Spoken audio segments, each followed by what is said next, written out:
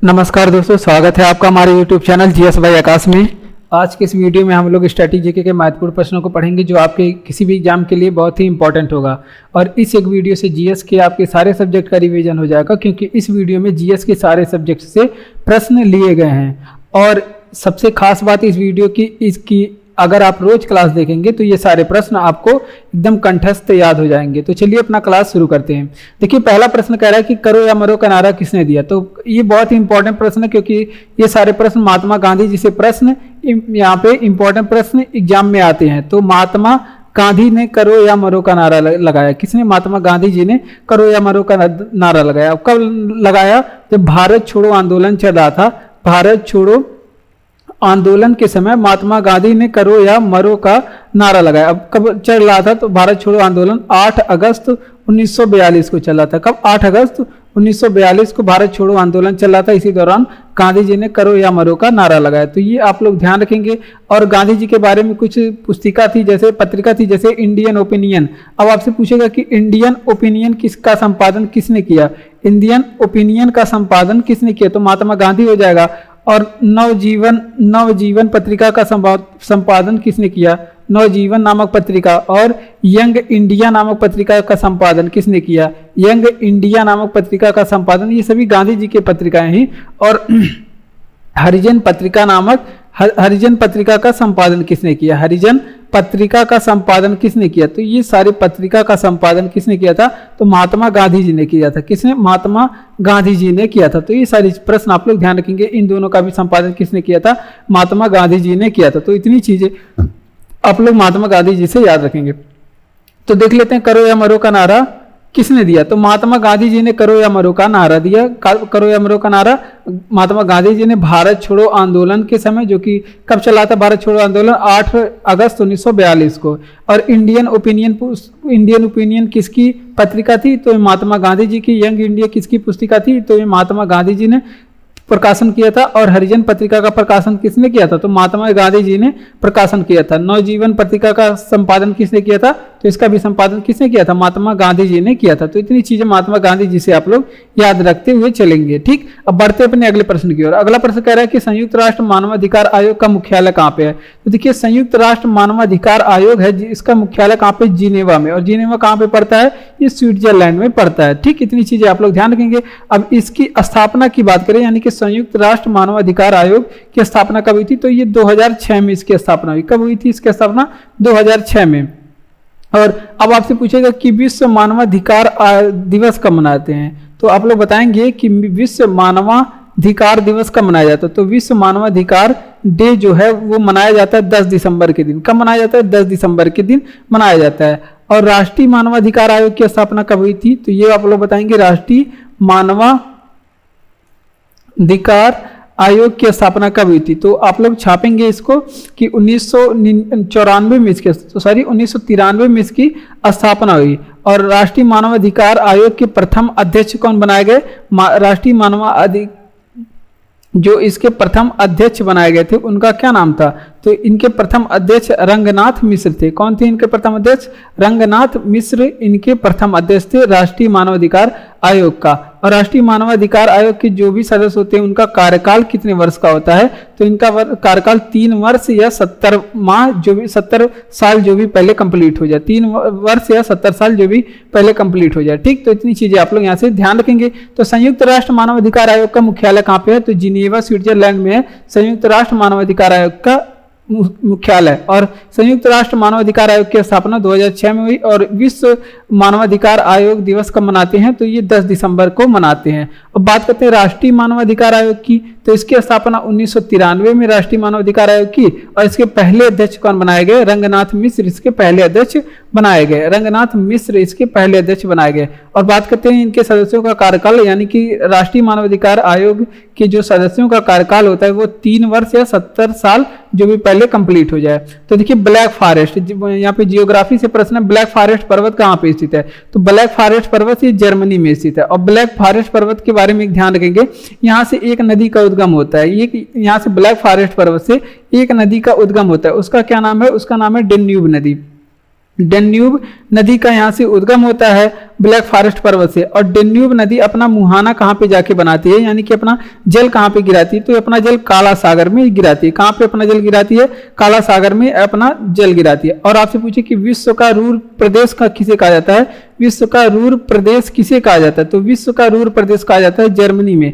तो ये जर्मनी में स्थित है। और किसे कहा जाता है विश्व का रूर प्रदेश, तो जो आपके राइन नदी का क्षेत्र है इसे विश्व का रूर प्रदेश कहा जाता है। किसे, राइन नदी का क्षेत्र को क्या कहते हैं, विश्व का रूर प्रदेश कहते हैं। यहाँ पे सर्वाधिक उत्पादन किस चीज का होता है, यहाँ पे कोयला का उत्पादन होता है। कहाँ पे, कोयला का उत्पादन सर्वाधिक होता है। तो ये सारी चीजें आप लोग ध्यान रखेंगे। तो देख लेते हैं यहाँ पे ब्लैक फॉरेस्ट पर्वत कहाँ पे स्थित है, तो ब्लैक फॉरेस्ट पर्वत ये आपके जर्मनी में स्थित है। और यहाँ से ब्लैक फॉरेस्ट पर्वत से एक नदी का उद्गम हुआ है जिसका क्या नाम है, उसका नाम है डेन्यूब नदी। यहाँ से डेन्यूब नदी का उद्गम हुआ है। और डेन्यूब नदी अपना मुहाना यानी कि जल अपना कहाँ गिराती है, तो काला सागर में अपना जल गिराती है। विश्व का रूर प्रदेश किसे कहते हैं, तो विश्व का रूर प्रदेश जर्मनी को कहते हैं। जर्मनी में राइन नदी क्षेत्र को क्या कहते हैं, विश्व का रूर प्रदेश कहते हैं। ठीक, अब बात करते हैं यहाँ से कोयला का उत्पादन सर्वाधिक होता है। तो इतनी चीजें यहाँ से आप लोग ध्यान रखते हुए चलेंगे। और अगर आपको वीडियो अच्छा लग रहा है तो वीडियो को लाइक करिए, चैनल को सब्सक्राइब करिए और अपने दोस्तों तक वीडियो को शेयर भी करिए। ठीक, और आप लोग हमारे साथ जुड़ जाइए और इसी तरह अपनी मजबूती से तैयारी करते रहिए। अगर आप रोज रोज वीडियो देखेंगे तो ये सारी चीजें आपको क्लास में ही याद हो जाएंगी, आपको नोट्स बनाने की आवश्यकता नहीं पड़ेगी। अगर आपको इसका पीडीएफ चाहिए, तो टेलीग्राम पे इसका पीडीएफ भी मिल जाएगा। कहाँ पे, टेलीग्राम पे इसका पीडीएफ भी मिल जाएगा और डिस्क्रिप्शन में लिंक आपको मिल जाएगा। ठीक, पढ़ते हैं अपने अगले प्रश्न की ओर। तंजावुर के बृहदेश्वर मंदिर का निर्माण किसने करवाया, तो देखिए जो तंजावुर का बृहदेश्वर मंदिर है इसका निर्माण राजराज प्रथम ने करवाया। किसने करवाया था, इसका निर्माण किसने करवाया, तंजावुर के बृहदेश्वर मंदिर का जो निर्माण है किसने करवाया था, इसका निर्माण राजराज प्रथम ने करवाया था। इसका निर्माण किसने करवाया, राजराज प्रथम ने। और ये किस वंश के शासक थे, तो ये चोल वंश के शासक थे। किस वंश के शासक थे, तो ये भी आप लोग ध्यान रखेंगे, चोल वंश के ये शासक थे। और बात करते हैं तंजावुर के बृहदेश्वर मंदिर, ये स्थित कहाँ पे है, ये तमिलनाडु में स्थित है। और ये किस शैली में बनाए गए हैं, ये किस शैली में बनाया गया तंजावुर बृहदेश्वर मंदिर, तो ये भी आप लोग ध्यान रखेंगे, ये द्रविड़ शैली में बनाया गया। साउथ की जितनी भी मंदिर होंगी उसकी शैली क्या होगी, उसकी शैली द्रविड़ शैली होगी। ठीक, तो ये आप लोग ध्यान रखेंगे। द्रविड़ शैली का कुछ अन्य मंदिर देख लेते हैं। जैसे आपसे पूछे कि कांचीपुरम का मंदिर कहाँ पे स्थित है, कांचीपुरम का मंदिर कहाँ पे स्थित है, तो ये भी आपके इसका निर्माण किसने करवाया था, कांचीपुरम मंदिर का निर्माण की बात करें तो नरसिंह देव प्रथम ने करवाया था। किसने करवाया था निर्माण, नरसिंह देव प्रथम ने इसका निर्माण नरसिंह वर्मन सेकंड करवाए थे। कौन, नरसिंह वर्मन सेकंड ने इसका निर्माण करवाया था। ठीक, और बात करते हैं, और ये भी कहाँ पे स्थित है, ये तमिलनाडु में स्थित है। कहाँ पे, ये भी आपके तमिलनाडु में स्थित मंदिर है। ठीक, तो ये आप लोग ध्यान रखेंगे। और द्रविड़ शैली का एक और मंदिर है जो कि कैलाशनाथ मंदिर है। कौन सा मंदिर है, कैलाशनाथ मंदिर। और कैलाशनाथ मंदिर का निर्माण किसने करवाया था, कृष्ण प्रथम ने इसका निर्माण कराया था। किसने, कृष्ण प्रथम ने इसका निर्माण कराया था। और कैलाशनाथ मंदिर कहाँ पे है, ये राष्ट्रकूट शासक था, कृष्ण प्रथम राष्ट्रकूट शासक था। और ये मंदिर कहाँ पे स्थित है, एलोरा महाराष्ट्र में स्थित है। कहाँ पे, एलोरा महाराष्ट्र में स्थित है। तो इतनी चीजें आप लोग ध्यान रखेंगे, ये भी द्रविड़ शैली में बना गया। तो देखिए तंजावुर के बृहदेश्वर मंदिर का निर्माण किसने करवाया था, तो राजराज प्रथम ने तंजावुर के बृहदेश्वर मंदिर का निर्माण करवाया था। ये एक चोल शासक था। और तंजावुर का बृहदेश्वर मंदिर कहाँ पे स्थित है, तमिलनाडु में। और किस शैली में बनाया गया, द्रविड़ शैली में इसका निर्माण किया गया। कांचीपुरम का जो मंदिर है, कांचीपुरम का मंदिर है, इसका निर्माण नरसिंह वर्मन सेकंड ने करवाए थे। किसने, नरसिंह वर्मन सेकंड इसका निर्माण कराए थे। और ये तमिलनाडु में स्थित है। कैलाशनाथ मंदिर की बात करें, कैलाशनाथ मंदिर कृष्ण प्रथम ने इसका निर्माण कराया था। और कृष्ण प्रथम एक राष्ट्रकूट शासक थे। और एलोरा महाराष्ट्र में ये मंदिर स्थित है। और विश्व का सबसे ठंडा प्रदेश कौन सा है, तो बरखोयांस्क है विश्व का सबसे ठंडा प्रदेश। कौन सा है, बरखोयांस्क विश्व का सबसे ठंडा प्रदेश है। और ये कहाँ पे स्थित है, ये रूस साइड में स्थित है, यानी कि रूस में स्थित है। और ये साइबेरिया क्षेत्र में स्थित है, रूस के साइबेरिया क्षेत्र में स्थित है। तो ये भी आप लोग ध्यान रखेंगे, साइबेरिया क्षेत्र में स्थित है। साइबेरिया क्षेत्र जो उत्तर की ओर आप जानते हैं कि उत्तर पोल की ओर, साउथ पोल की ओर ज्यादा ठंडी पड़ती है, तो वहां पे विश्व का सबसे ठंडा प्रदेश है और रूस में स्थित है। और आप लोग बताएंगे कि ठंडा और गर्म का पहचान कौन सा अंग करता है शरीर का, ठंडा या गर्म का पहचान कौन सा अंग करता है, तो ठंडा गर्म की पहचान करने का काम कौन करता है, तो ठंडा और गर्म का पहचान करने का काम हाइपोथैलेमस करता है। कौन करता है, हाइपोथैलेमस करता है। ये आप लोग ध्यान रखेंगे, ठंडा और गर्म का पहचान। और हाइपोथैलेमस कहाँ पे होती है, ये मस्तिष्क का एक भाग है, मस्तिष्क का। और बात करते हैं और सौरमंडल का सबसे ठंडा ग्रह कौन सा है? सौरमंडल का सबसे ठंडा ग्रह की बात करें आपसे कौन सा है? तो सौरमंडल का जो सबसे ठंडा ग्रह है वरुण ग्रह है। अंग्रेजी में से नेपच्यून कहते हैं। क्या कहते हैं? नेपच्यून कहते हैं। ये भी आप लोग ध्यान रखेंगे। ये सबसे ठंडा ग्रह है क्योंकि सूर्य से सबसे दूर स्थित है, इसलिए ये सबसे ठंडा ग्रह है। और बात करते हैं इंजनों को ठंडा करने के लिए वाहनों में क्या प्रयोग किए जाते हैं? तो इंजनों को ठंडा करने का काम वायुयान में रेफ्रिजरेटर करता है। कौन? रेडिएटर का काम है। ठीक, तो इतनी चीजें आप लोग ध्यान रखेंगे। तो देख लेते हैं आपसे विश्व का सबसे ठंडा प्रदेश वर्खोसियांस है और ये रूस में स्थित है, साइबेरियाई रूस में स्थित है। ठीक, और ठंडा या गर्म का पहचान कौन करता है? ठंडा या गर्म का पहचान हाइपोथैलेमस करता है और ये मस्तिष्क में स्थित होता है। और सबसे ठंडा ग्रह कौन सा है? वरुण ग्रह है, नेपच्यून इसका नाम है क्योंकि सूर्य से सबसे दूर है। तो यहाँ पे अब जाहिर सी बात है यहाँ पे सूर्य का प्रकाश कम पहुंचेगा तो ये सबसे कम गर्म होगा। ठीक, और बात करते हैं यहाँ पे आपसे पूछे कि इंजनों को ठंडा करने का काम रेडिएटर करता है। ये सारी चीजें आप लोग ध्यान रखेंगे। बढ़ते अपने अगले प्रश्न की ओर। अगला प्रश्न कि पृथ्वी की जुड़वा बहन कहे जाने वाले ग्रह का क्या नाम है? तो देखिए पृथ्वी की जुड़वा बहन शुक्र ग्रह को कहते हैं। शुक्र ग्रह का और भी उपनाम है, जैसे इसे कहते हैं साँझ का तारा। क्या कहते हैं इसे? साँझ का तारा। आपसे पूछे कि कौन से ग्रह को कहते हैं? तो साँझ का तारा भी किसे कहते हैं? शुक्र ग्रह को साँझ का तारा, या फिर इसे कहते हैं भोर का तारा भी इसे कहते हैं। और सौरमंडल का सबसे चमकीला ग्रह कौन सा है? सौरमंडल का सबसे चमकीला ग्रह की बात करें तो ये भी आपके कौन सा है? शुक्र ग्रह है, सौरमंडल का सबसे चमकीला ग्रह। इसे पृथ्वी की भगनी भी कहते हैं। पृथ्वी की भगनी मतलब क्या होता है? बहन होता है। ठीक, तो इसे पृथ्वी की भगनी भी कहते हैं क्योंकि ये रूपरेखा में पृथ्वी के समान है। और आपसे पूछे कि पृथ्वी के सबसे निकट कौन सा ग्रह है? पृथ्वी के सबसे निकट कौन सा ग्रह है? तो इसका भी जवाब हो जाएगा कौन सा? शुक्र ग्रह है, पृथ्वी के सबसे निकट ग्रह है। और आपसे पूछे कि शुक्र ग्रह की घूर्णन क्या है? तो इसका घूर्णन पूर्व से पश्चिम की ओर होती है। बाकी सब ग्रहों की कौन सी? पूर्व से, इसकी घूर्णन जो है पूर्व से पश्चिम की ओर है। बाकी सभी ग्रह पश्चिम से पूर्व की ओर घूमते हैं। और सब पूछे कि बिना उपग्रह वाले ग्रह कौन से हैं? बिना उपग्रह वाले ग्रह कौन से हैं? तो ऐसे कौन से ग्रह हैं जिसके पास उपग्रह नहीं है? तो बुध ग्रह है जिसके पास उपग्रह नहीं है। कौन सा? बुध ग्रह एंड शुक्र ग्रह, इन दोनों ग्रह के पास क्या है? उपग्रह नहीं है। ठीक, तो इतनी चीजें आप लोग यहाँ से ध्यान रखेंगे। पृथ्वी की जुड़वा बहन कहे जाने वाले ग्रह का क्या नाम है? तो शुक्र ग्रह है। इसको क्या कहते हैं? शुक्र ग्रह को साँझ का तारा कहते हैं। साँझ का तारा, भोर का तारा। और सबसे चमकीला ग्रह सौरमंडल का कौन सा है? पृथ्वी है। सबसे चमकीला ग्रह सौरमंडल का शुक्र है। और पृथ्वी की भगनी किस ग्रह को कहते हैं? शुक्र ग्रह को कहते हैं। और पृथ्वी के सबसे निकट कौन सा ग्रह है? तो शुक्र ग्रह पृथ्वी के सबसे निकट ग्रह। इसकी घूर्णन कौन सी दिशा में होती है? पूर्व से लेकर पश्चिम दिशा में होती है। ये पूर्व से पश्चिम की ओर घूमता है। और बिना उपग्रह वाले ग्रह कौन से हैं? तो बिना उपग्रह वाले ग्रह एक तो बुध है और एक शुक्र है। तो इतनी चीजें यहाँ से आप लोग ध्यान रखेंगे। और राष्ट्रगान गाने की अवधि कितनी होती है? तो राष्ट्रगान गाने की अवधि 52 सेकंड होती है। लेकिन आपातकाल में से आप कितने समय में गा सकते हैं? आपातकाल में से 11 सेकंड में आप इसे गा सकते हैं। ठीक, और बात करते हैं हमारा राष्ट्रगान है क्या? तो जन गण मन है हमारा राष्ट्रगान। क्या है? जन गण मन हमारा राष्ट्रगान है। तो ये भी आप लोग ध्यान रखेंगे।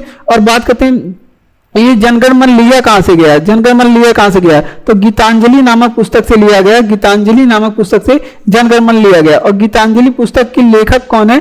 तो गीतांजलि पुस्तक के लेखक रविंद्रनाथ टैगोर है। कौन? रविंद्रनाथ टैगोर है गीतांजलि पुस्तक के लेखक है। और बात करते हैं इसे जो जनगण मन है इसे कब संविधान सभा के द्वारा कब अपनाया गया? तो ये भी आप लोग बताएंगे। तो इसे संविधान सभा के द्वारा 24 जनवरी 1950 को अपनाया गया। कब? 24 जनवरी 1950 को अपनाया गया। और बात करते हैं जो हमारा राष्ट्रगान है इसका पहला गायन कब हुआ था? पहला गायन कब हुआ, मतलब कि पहली बार इसे कब गाया गया था? तो 1911 के जो कोलकाता अधिवेशन हुआ था उसमें गाया गया था इसको सबसे पहली बार। तो देख लेते हैं आपसे राष्ट्रगान गाने की अवधि कितनी है। राष्ट्रगान गाने की अवधि 52 सेकंड, लेकिन आपातकाल के दौरान इसे कितने समय में गाया जाता है? 11 सेकंड में गाया जाता है। हमारा राष्ट्रगान क्या है? जनगण मन हमारा राष्ट्रगान है। इसे लिया कहां से गया है? तो गीतांजलि नामक पुस्तक से इसे लिया गया। और गीतांजलि नामक पुस्तक के लेखक कौन है? रविंद्रनाथ टैगोर है। और इस गीतांजलि पुस्तक के लिए रविंद्रनाथ टैगोर को साहित्य का नोबेल भी मिल चुका है। क्या? साहित्य का नोबेल भी मिल चुका है। और इसे पहला ऐसे संविधान सभा द्वारा कब अपनाया गया था? तो हमारे राष्ट्रगान को संविधान सभा द्वारा 24 जनवरी 1950 के दिन अपनाया गया। कब? 24 जनवरी 1950 के दिन अपनाया गया। राष्ट्रीय गीत को भी इसी दिन ही अपनाया गया था। और इसका पहला गायन कब हुआ था? तो राष्ट्रीय गान का जो पहला गायन है 1911 के कलकत्ता अधिवेशन में हुआ था। विश्व के सबसे बड़े घने वन कहाँ पाए जाते हैं? तो विश्व के सबसे बड़े घने वन कहाँ पे पाए जाते हैं? ब्राजील में पाए जाते हैं। यहाँ पे कुछ क्वेश्चन रिपीट हो सकते हैं, क्योंकि यहाँ पे रिपीट इसलिए किया जाता है क्वेश्चन ताकि वो आपके सामने बार बार आए और उस चीजें आपको जल्दी से याद हो जाए। ठीक, तो विश्व में सबसे बड़े घने वन कहाँ पाए जाते हैं? तो ब्राजील में पाए जाते हैं। और आपसे पूछे कि विश्व का सर्वाधिक कॉफी का उत्पादन कहाँ पे किया जाता है? विश्व में सर्वाधिक कॉफी उत्पादन कहाँ पे किया जाता है? कॉफी उत्पादन विश्व में सर्वाधिक कहाँ पे किया जाता है? तो ब्राजील में सबसे अधिक कॉफी का उत्पादन किया जाता है। और कॉफी के यहाँ पे जो कॉफी के बागानों को यहाँ पे क्या कहा जाता है? तो ब्राजील में जो कॉफी के बागाने हैं उन्हें फेजेंडा कहा जाता है। क्या कहा जाता है? फेजेंडा कहा जाता है। और यहाँ पे एक बंदरगाह है जो जिसका नाम क्या है? ब्राजील के एक बंदरगाह का है, इसका नाम है सेंटोस बंदरगाह। क्या है? सेंटोस बंदरगाह। यहाँ से क्या किया जाता है? यहाँ पे चाय को सप्लाई किया जाता है। सेंटोस बंदरगाह कहाँ पे स्थित है? ये ब्राजील में स्थित है। ये भी आप लोग ध्यान रखेंगे, कहाँ पे स्थित है? ये ब्राजील में स्थित बंदरगाह है। और बात करते हैं यहाँ पे ब्राजील का मैनचेस्टर किसे कहते हैं? आप लोग बताएंगे कि ब्राजील का मैनचेस्टर किसे कहते हैं? तो ब्राजील का मैनचेस्टर किस शहर को कहते हैं? तो ब्राजील का जो मैनचेस्टर है साओ पालो को कहते हैं। किसे? साओ पालो को कहते हैं ब्राजील का मैनचेस्टर।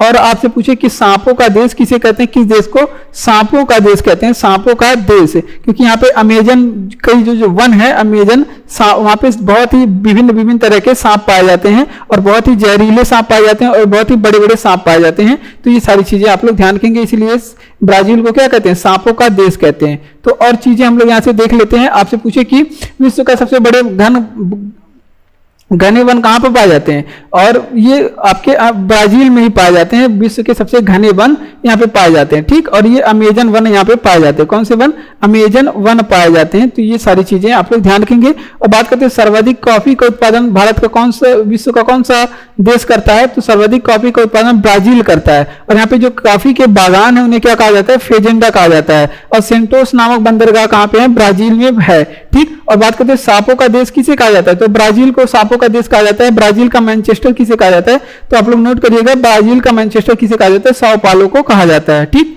तो देखिए बिहार का शोक किसे कहते हैं? तो बिहार का शोक जो है वो कोसी नदी को कहते हैं। किस नदी को कहते हैं? कोसी नदी को कहते हैं बिहार का शोक। ठीक, ये आप लोग ध्यान रखेंगे। और कोसी नदी के बारे में अब आपसे पूछेगा कि इसका उद्गम कहां से हुआ है? तो कोसी नदी का उद्गम गोसाई धाम चोटी से हुआ है। कहां पे? गोसाई धाम चोटी से इसका उद्गम हुआ है कोसी नदी का। ठीक, तो ये आप लोग ध्यान रखेंगे। और एक कोसी परियोजना चलती है, कोसी परियोजना। और ये कोसी परियोजना से आप पूछेगा कि लाभ किस किस राज्यों को मिलता है? तो देखिए ना यहाँ पे कोसी सही लिखा है ना यहाँ पे। तो देखिए कोसी परियोजना के बारे में बात करें, कोसी परियोजना ये इससे लाभ किन किन जगहों को मिलता है? तो इससे लाभ जो है बिहार को भी मिलता है, बिहार को एंड नेपाल को, दो जगह को, दो यहाँ पे नेपाल को भी लाभ मिलता है और बिहार को भी लाभ मिलता है कोसी नदी परियोजना से। और वहीं आपसे पूछे कि बंगाल का शोक किस नदी को कहते हैं? बंगाल का शोक, ये सभी आप लोग नोट करेंगे। बंगाल का शोक किसे कहते हैं? तो दामोदर नदी को कहते हैं बंगाल का शोक। किस नदी को? दामोदर नदी को बंगाल का शोक। वहीं आपसे पूछ ले कि उड़ीसा का शोक किसे कहते हैं? उड़ीसा का शोक किस कहते हैं? तो ये भी आप लोग नोट करिएगा कि उड़ीसा का शोक किसे कहते हैं? महानदी को कहते हैं उड़ीसा का शोक। कहाँ? महानदी पे। महानदी पे एक बांध बना हुआ है जिसका क्या बांध है? भारत का सबसे लंबा बांध है हीराकुंड बांध। किस पे बना हुआ है? महानदी पे बना हुआ है। कहाँ पे बना हुआ है? उड़ीसा राज्य में बना हुआ है। कहाँ पे? उड़ीसा राज्य में बना हुआ है। ये सभी चीजें आप लोग छाप लीजिए। तो देखिए बिहार का शोक किसे कहते हैं? कोसी नदी को बिहार का शोक कहते हैं। बिहार कोसी नदी का उद्गम गोसाई धाम चोटी से हुआ है। कहाँ पे? गोसाई धाम चोटी से हुआ है। कोसी नदी परियोजना से लाभ कहाँ के मिलता है? तो बिहार को और नेपाल को लाभ मिलता है। और बंगाल का शोक किस नदी को कहते हैं? दामोदर नदी को बंगाल का शोक कहते हैं। और उड़ीसा का शोक किस नदी को कहते हैं? महानदी को कहते हैं उड़ीसा का शोक। और महानदी पे एक बांध बनाया गया हीराकुंड बांध, ये किस राज्य में है? उड़ीसा में स्थित है। ठीक, तो इतनी चीजें यहाँ से यहाँ पे एक प्रश्न से आप लोग याद रख सकते हैं। हवा को मापने के लिए किस चीज का उपयोग करते हैं? तो हवा को मापने के लिए हाइग्रोमीटर का प्रयोग करते हैं। किसका प्रयोग करते हैं? हवा को मापने के लिए हाइग्रोमीटर का। अगर आपसे पूछे कि हवा का आपेक्षिक घनत्व मापने के लिए, वायुमंडल में आपेक्षिक घनत्व मापने के लिए किस चीज का प्रयोग करते हैं? तो आपेक्षिक घनत्व मापने के लिए हाइड्रोमीटर का प्रयोग करते हैं। किसका? हाइड्रोमीटर का प्रयोग करते हैं आपेक्षिक घनत्व मापने के लिए। वहीं आपसे पूछे कि पदार्थ का अपवर्तनांक किससे मापते हैं? पदार्थ का अपवर्तनांक किससे मापते हैं? तो पदार्थ के अपवर्तनांक को मापने के लिए स्पेक्ट्रोमीटर का प्रयोग करते हैं। किसके? स्पेक्ट्रोमीटर का प्रयोग करते हैं। ठीक, और वहीं आपसे पूछ ले कि ध्वनि की तीव्रता किस में मापते हैं, ध्वनि की तीव्रता का मापन किस में करते हैं, तो ध्वनि का तीव्रता का मापन जो है आइडियोमीटर से करते हैं। किससे, आइडियोमीटर से करते हैं ध्वनि तीव्रता का मापन। वहीं आपसे पूछ ले कि ब्लड प्रेशर का मापन किससे करते हैं, ब्लड प्रेशर का मापन किससे करते हैं, तो ब्लड प्रेशर का जो मापन है स्फिग्नोमैनोमीटर से करते हैं। किससे, स्फिग्नोमैनोमीटर से करते हैं। ठीक, तो ये चीजें आप लोग ध्यान रखेंगे, स्फिग्नोमैनोमीटर से करते हैं ब्लड प्रेशर का मापन। और वहीं आपसे पूछ ले कि वायुमंडलीय दाब का मापन किससे करते हैं, वायुमंडलीय दाब का मापन किससे करते हैं, तो वायुमंडलीय दाब का मापन बैरोमीटर से करते हैं। किससे, बैरोमीटर से करते हैं वायुमंडलीय दाब का मापन। तो इतनी चीजें आप लोग यहाँ से आप लोग कॉपी में इसे नोट करिएगा और जरूर इसे पढ़िएगा, आप लोग को याद हो गया। देखिए हवा में आर्द्रता का मापन किससे करते हैं, हाइग्रोमीटर से करते हैं। और आपेक्षिक घनत्व का मापन जिसे किसे करते हैं, तो हाइड्रोमीटर से आपेक्षिक घनत्व का माप हाइड्रोमीटर से करते हैं। पदार्थ का अपवर्तनांक किससे मापते हैं, तो स्पेक्ट्रोमीटर से पदार्थ का अपवर्तनांक मापते हैं स्पेक्ट्रोमीटर से। ध्वनि की तीव्रता किससे मापते हैं, तो ध्वनि की तीव्रता जो है आइडियोमीटर से ध्वनि की तीव्रता मापी जाती है। और ब्लड प्रेशर का माप किससे किया जाता है, तो स्फिग्नोमैनोमीटर से ब्लड प्रेशर का माप किया जाता है। किससे, स्फिग्नोमैनोमीटर से ब्लड प्रेशर का माप किया जाता है। और वायुमंडलीय दाब का मापन किससे किया जाता है, बैरोमीटर से वायुमंडलीय दाब का मापन किया जाता है। तो इतनी चीजें आप लोग यहाँ से नोट करेंगे आप लोग कॉपी में। बढ़ते हैं अपने अगले प्रश्न की ओर। ठीक, क्रूगर नेशनल पार्क किस देश में स्थित है, तो देखिए दक्षिणी अफ्रीका देश में है क्रूगर नेशनल पार्क। कहाँ पे, दक्षिणी अफ्रीका देश में है क्रूगर नेशनल पार्क। और ये दक्षिणी अफ्रीका का सबसे बड़ा नेशनल पार्क है, दक्षिणी अफ्रीका का सबसे बड़ा नेशनल पार्क है, ये भी आप लोग ध्यान रखिए। दक्षिणी अफ्रीका की स्वर्ण नगरी किस देश को कहते हैं, तो स्वर्ण नगरी किस नगर को कहते हैं, स्वर्ण नगरी, तो जोहान्सबर्ग को कहते हैं दक्षिण अफ्रीका की स्वर्ण नगरी, जोहान्सबर्ग को कहते हैं। क्योंकि यहाँ पे जो है, यहाँ पे सोने की एक खान है, इसे इसलिए यहाँ पे जोहान्सबर्ग को दक्षिण अफ्रीका की स्वर्ण नगरी कहते हैं। ठीक, और किम्बरले की खान आपसे पूछ ले क्यों फेमस है और कहाँ पे है, किम्बरले की खान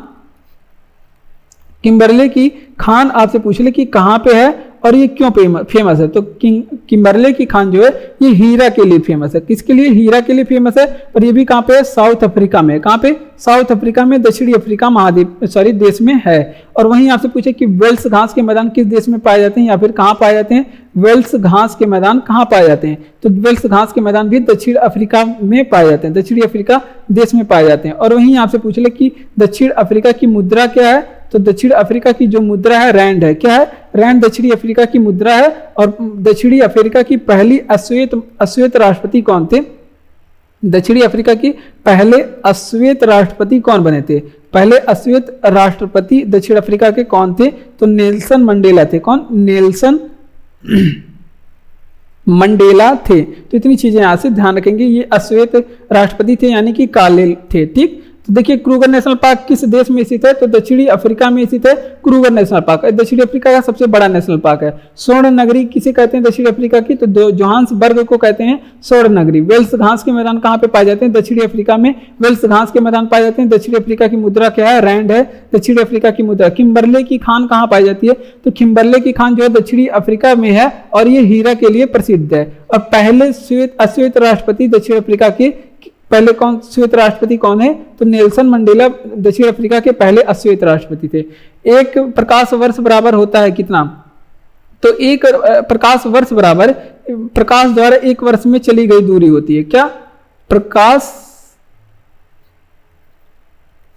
प्रकाश द्वारा एक वर्ष में चली गई दूरी को क्या कहते हैं, प्रकाश द्वारा एक वर्ष में चली गई दूरी को क्या कहते हैं, इसे कहते हैं एक प्रकाश वर्ष। ठीक, तो ये आप लोग ध्यान रखेंगे। और प्रकाश वर्ष के बारे में बात करेंगे, लेंगे थोड़ा सा प्रकाश वर्ष के बारे में। तो प्रकाश वर्ष सबसे पहले ये भी पूछता है कि प्रकाश वर्ष मात्रक किस चीज का है, तो प्रकाश वर्ष ये है दूरी का मात्रक। किसका मात्रक है, दूरी का मात्रक है। कई लोग देखते हैं कि यहाँ पे वर्ष वगैरह लगा है तो ये समय का मात्रक हो जाएगा, जो कि गलत हो जाता है। ये बार बार जानबूझ के क्वेश्चन में पूछा जाता है प्रश्न।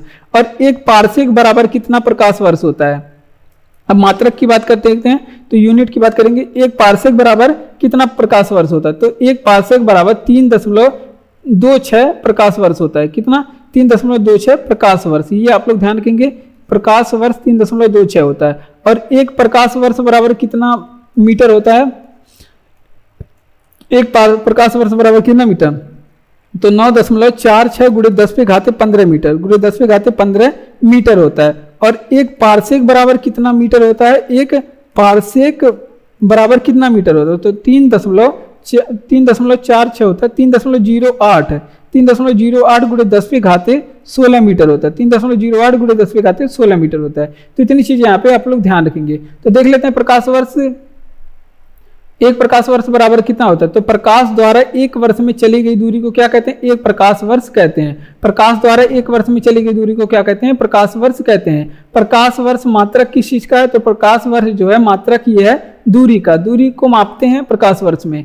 एक पारसेक बराबर, ये पारसेक दूरी का सबसे बड़ा मात्रक है, ये भी आप लोग ध्यान रखिए, पारसेक दूरी का सबसे बड़ा मात्रक है। तो एक पारसेक बराबर 3.26 प्रकाश वर्ष होता है, और एक प्रकाश वर्ष बराबर 9.46 गुणे 10 पे घाते 15 मीटर होता है। एक प्रकाश वर्ष बराबर 9.46 गुणे 10 पे घाते 15 मीटर होता है। एक पारसेक बराबर कितना होता है? 3.08 गुणे 10 पे घाते 16 मीटर होता है।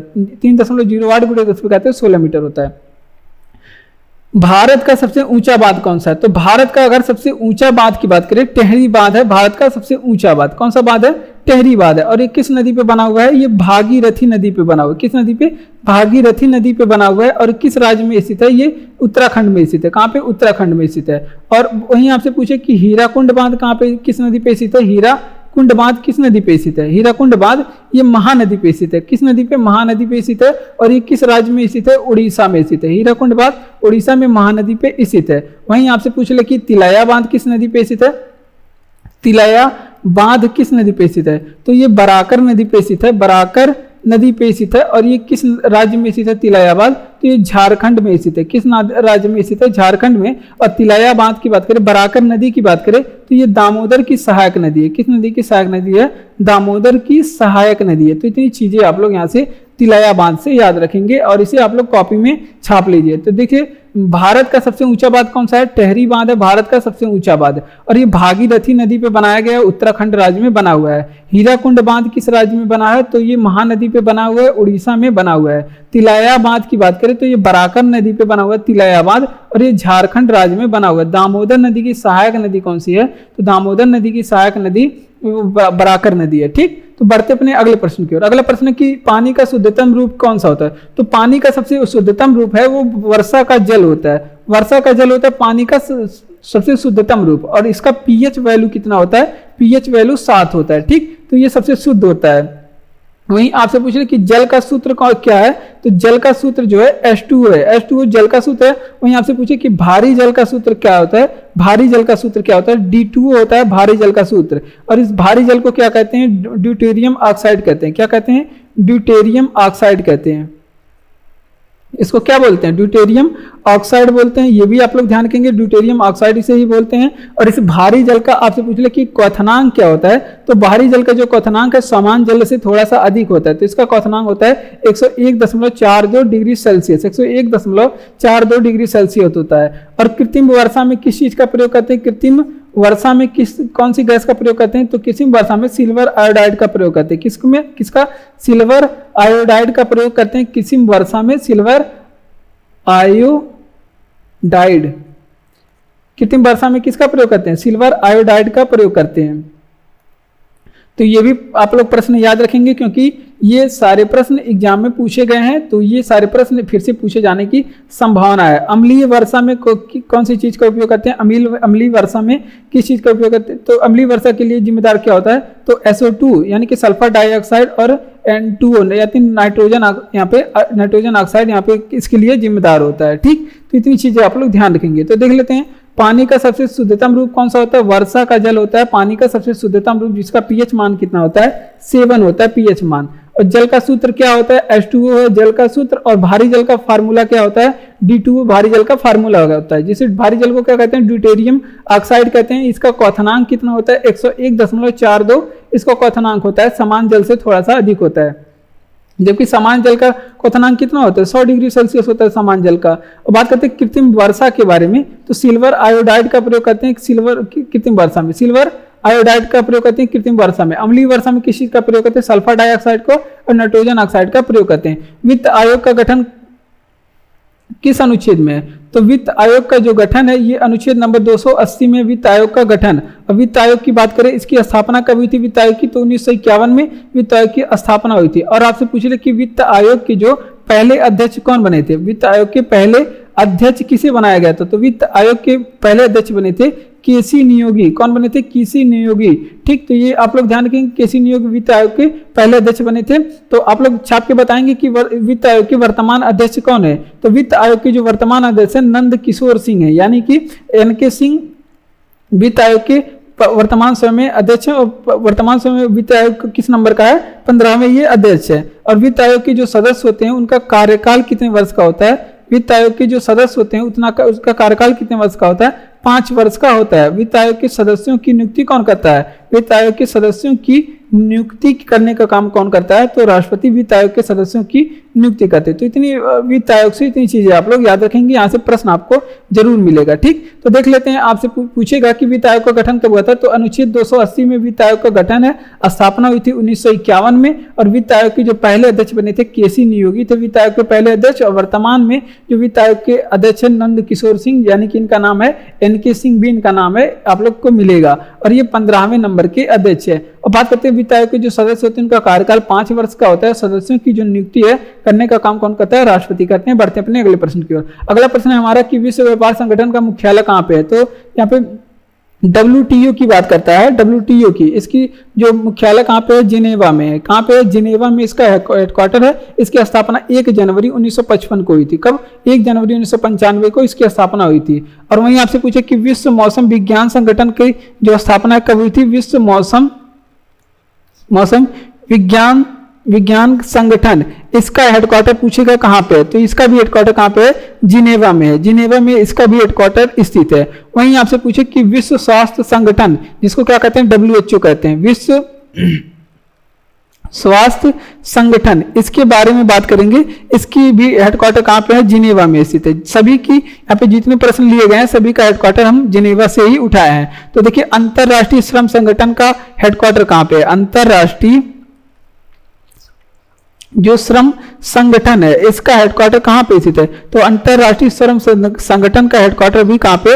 जिनेवा में है। और रेड क्रॉस की स्थापना कहाँ पे हुई थी? रेड क्रॉस की स्थापना कहाँ पे हुई थी? तो रेड क्रॉस की जो स्थापना है ये भी जिनेवा में हुई थी। इसका भी हेडक्वार्टर कहाँ पे? जिनेवा में है इसका भी हेडक्वार्टर। और बात करते हैं इसकी स्थापना कब हुई थी? 1863 में हुई थी। तो इतनी चीजें आप लोग यहाँ से ध्यान रखिएगा।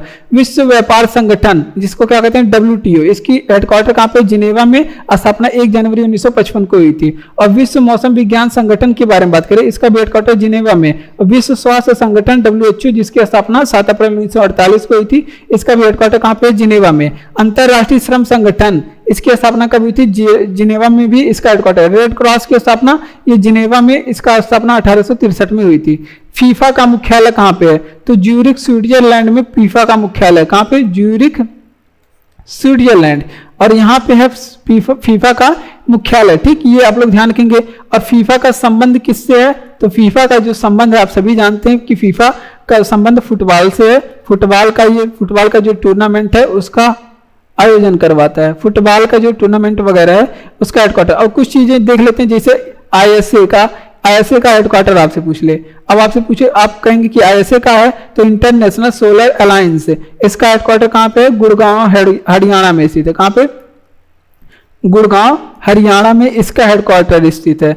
वहीं आपसे पूछे कि NDB, अब NDB आप लोग पूछेंगे क्या है? NDB का मतलब, NDB का हेडक्वार्टर आपसे पूछ ले यहाँ पे क्या है? तो आप लोग छाप के बताएंगे। NDB का हेडक्वार्टर कहाँ पे? संघाई चीन में स्थित है। कहाँ पे? संघाई चीन में NDB का हेडक्वार्टर स्थित है। वहीं आपसे पूछे कि ADB का हेडक्वार्टर कहाँ पे स्थित है? तो ADB जो है, ADB का हेडक्वार्टर पूछेगा तो ADB का मतलब क्या? Asian development bank. और न्यू डेवलपमेंट का मतलब NDB। ठीक, और ADB का मतलब क्या? Asian development bank. इसका हेडक्वार्टर कहाँ पे स्थित है? इसका हेडक्वार्टर मनीला फिलीपींस में स्थित है। कहाँ पे?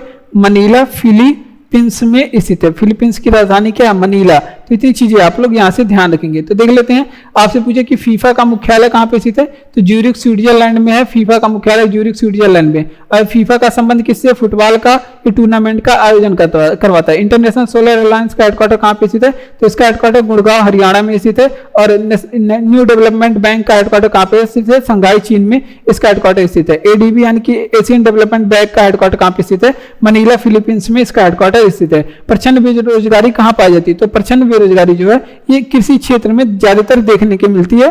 कृषि क्षेत्र में और किसी क्षेत्र के बारे में कुछ चीजें हम लोग देखेंगे। जैसे आपसे पूछे कि बोरलाग पुरस्कार किस क्षेत्र में दिया जाता है, तो बोरलाग जो पुरस्कार है ये कृषि क्षेत्र में दिया जाता है, कृषि क्षेत्र में दिया जाता है। ये आप लोग ध्यान रखेंगे, बोरलाग पुरस्कार कृषि क्षेत्र में दिया जाता है। और जो भी हमारा प्राथमिक सेक्टर है, प्राथमिक जो सेक्टर है अर्थव्यवस्था का, जो प्राथमिक क्षेत्र है ये किस पर निर्भर करता है, ये आप लोग बताएंगे कि जो प्राथमिक हमारा सेक्टर है वो किस पर निर्भर करता है। तो ये पूरी की पूरी तरह से कृषि पर निर्भर करता है। किस पे? कृषि पर निर्भर करता है। वहीं आपसे पूछ ले कि खाद्य एवं कृषि संगठन की स्थापना, खाद्य एवं कृषि संगठन, खाद्य एवं कृषि संगठन, इसका हेडक्वार्टर कहाँ पे स्थित है, तो इसका हेडक्वार्टर रोम इटली में स्थित है। कहाँ पे? रोम इटली में इसका हेडक्वार्टर स्थित है, कृषि एवं खाद्य संगठन का। और ये पंचवर्षीय योजना के बारे में बात करें, पंचवर्षीय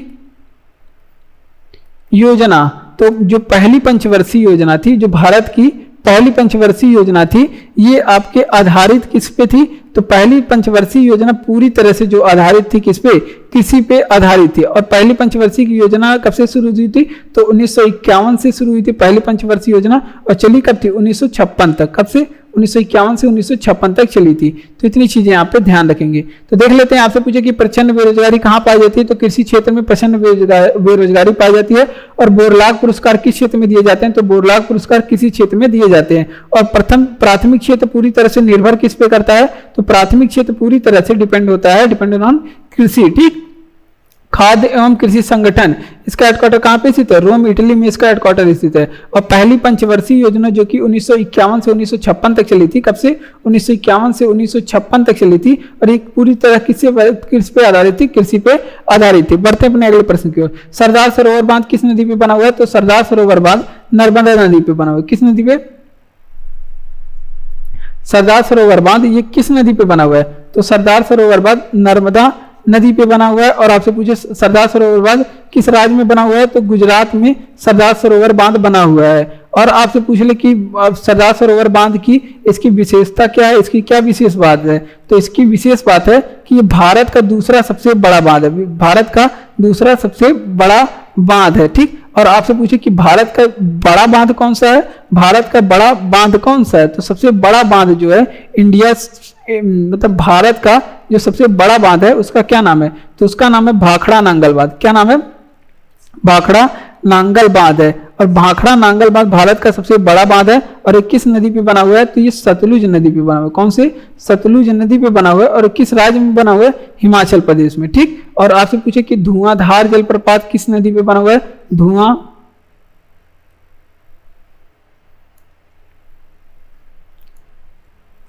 आपसे पूछेगा कि धुआंधार जलप्रपात किस नदी पे बना हुआ है, धुआंधार जलप्रपात किस नदी पे बना हुआ है।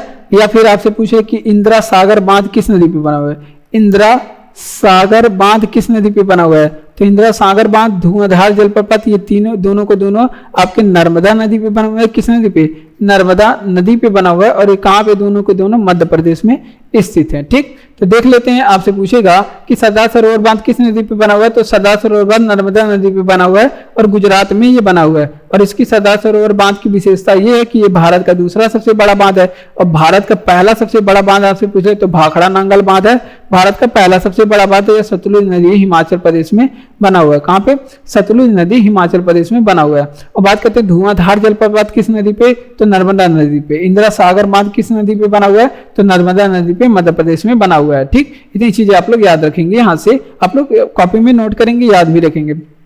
संयुक्त राष्ट्र संघ की स्थापना कब हुई थी, तो संयुक्त राष्ट्र संघ की जो स्थापना हुई 24 अक्टूबर 1945 को हुई थी। 24 अक्टूबर 1945 को संयुक्त राष्ट्र संघ के बारे में बात करें, आपसे पूछेगा संयुक्त राष्ट्र संघ की हेडक्वार्टर कहाँ पे स्थित है, तो न्यूयॉर्क में इसका हेडक्वार्टर स्थित है। कहाँ पे, न्यूयॉर्क, अमेरिका में इसका हेडक्वार्टर स्थित। संयुक्त राष्ट्र संघ के बारे में बात करें, इसमें सदस्य कितने देश हैं, संयुक्त राष्ट्र संघ में सदस्य कितने देश हैं, तो 193 सदस्य देश इसमें हैं। और 193वां नंबर का सदस्य कौन सा है, 193वां नंबर का कौन सा सदस्य है, दक्षिणी सूडान 193वां नंबर का सदस्य कौन सा, दक्षिणी सूडान है। और वहीं आपसे पूछ ले कि संयुक्त राष्ट्र संघ के पहले महासचिव कौन थे, संयुक्त राष्ट्र संघ के पहले महासचिव कौन थे, तो वो थे आपके कौन, ट्रिगवेली।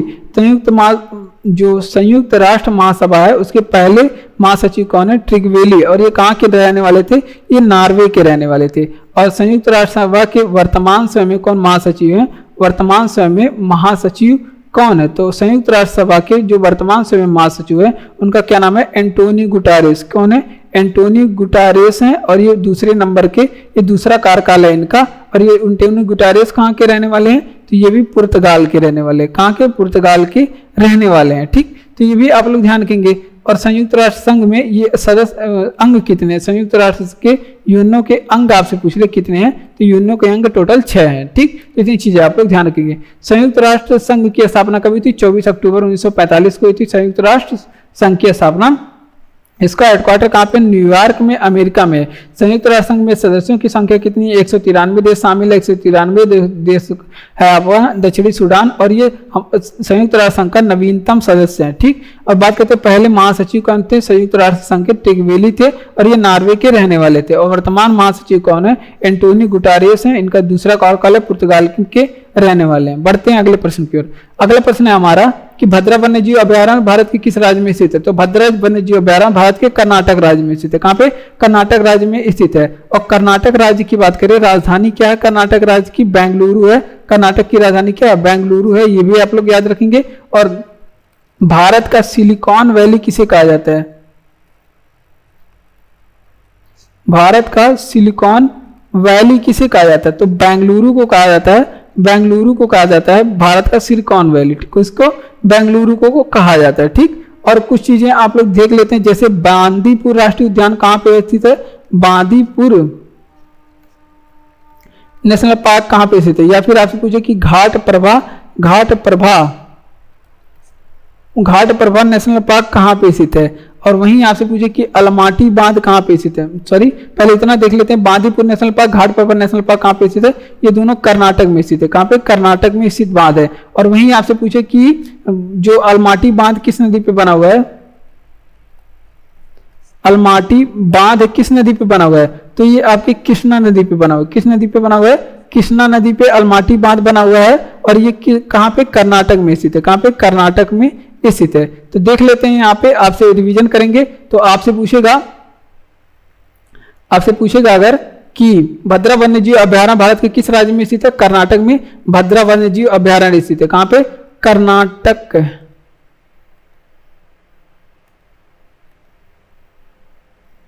कर्नाटक में भद्रा वन्यजीव अभयारण्य स्थित है। भारत का सिलिकॉन वैली किसे कहा जाता है? तो बेंगलुरु शहर को कहा जाता है भारत की सिलिकॉन वैली।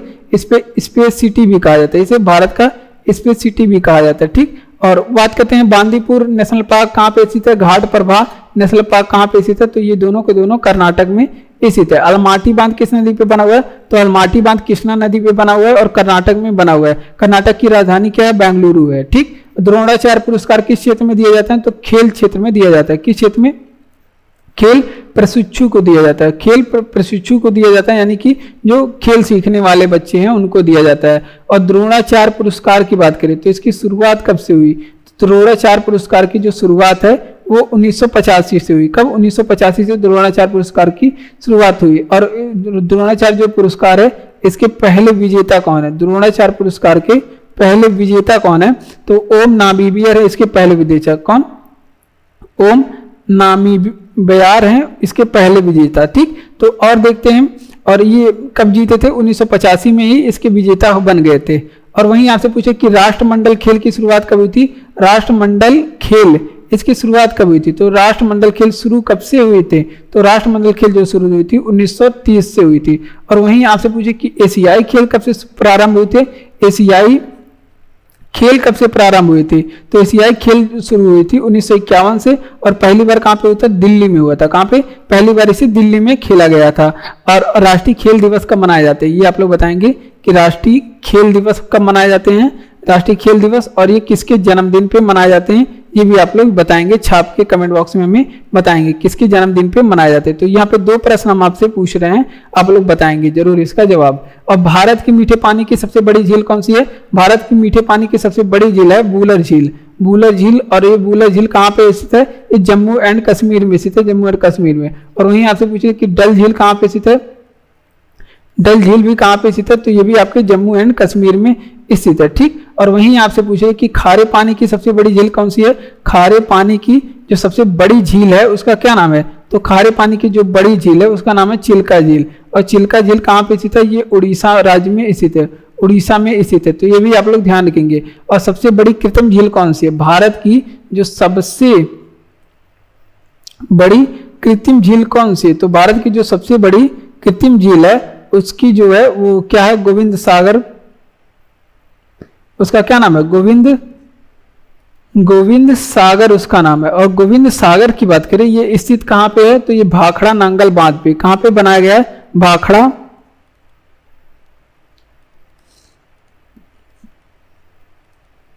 भाखड़ा नांगल बांध को पानी रोक के बनाया गया। वहीं आपसे पूछ ले कि लोकटक झील कहां पे स्थित है, लोकटक झील कहां पे स्थित है, तो लोकटक झील भी आप लोग याद रखेंगे मणिपुर में स्थित है। ये सारे प्रश्न आप लोग कॉपी में नोट कर लीजिए। तो देखिए आपसे पूछे कि भारत की मीठे पानी की सबसे बड़ी झील कौन सी है, वूलर झील है भारत की मीठे पानी की सबसे बड़ी झील जम्मू कश्मीर में। डल झील भी एक है, ये भी जम्मू कश्मीर में। भाखड़ा नांगल बांध, ये आप बात करते हैं एशियाई खेल की शुरुआत कब से हुई, तो एशियाई खेल की जो शुरुआत है 1951 से नई दिल्ली में हुई। और बात करते हैं द्रोणाचार्य पुरस्कार, ये खेल प्रशिक्षुओं को दिया जाता है, यानी कि खेल सीखने वाले लोगों को दिया जाता है। और बात करते हैं इसकी शुरुआत कब से हुई थी, द्रोणाचार्य पुरस्कार की 1985 में शुरुआत हुई थी।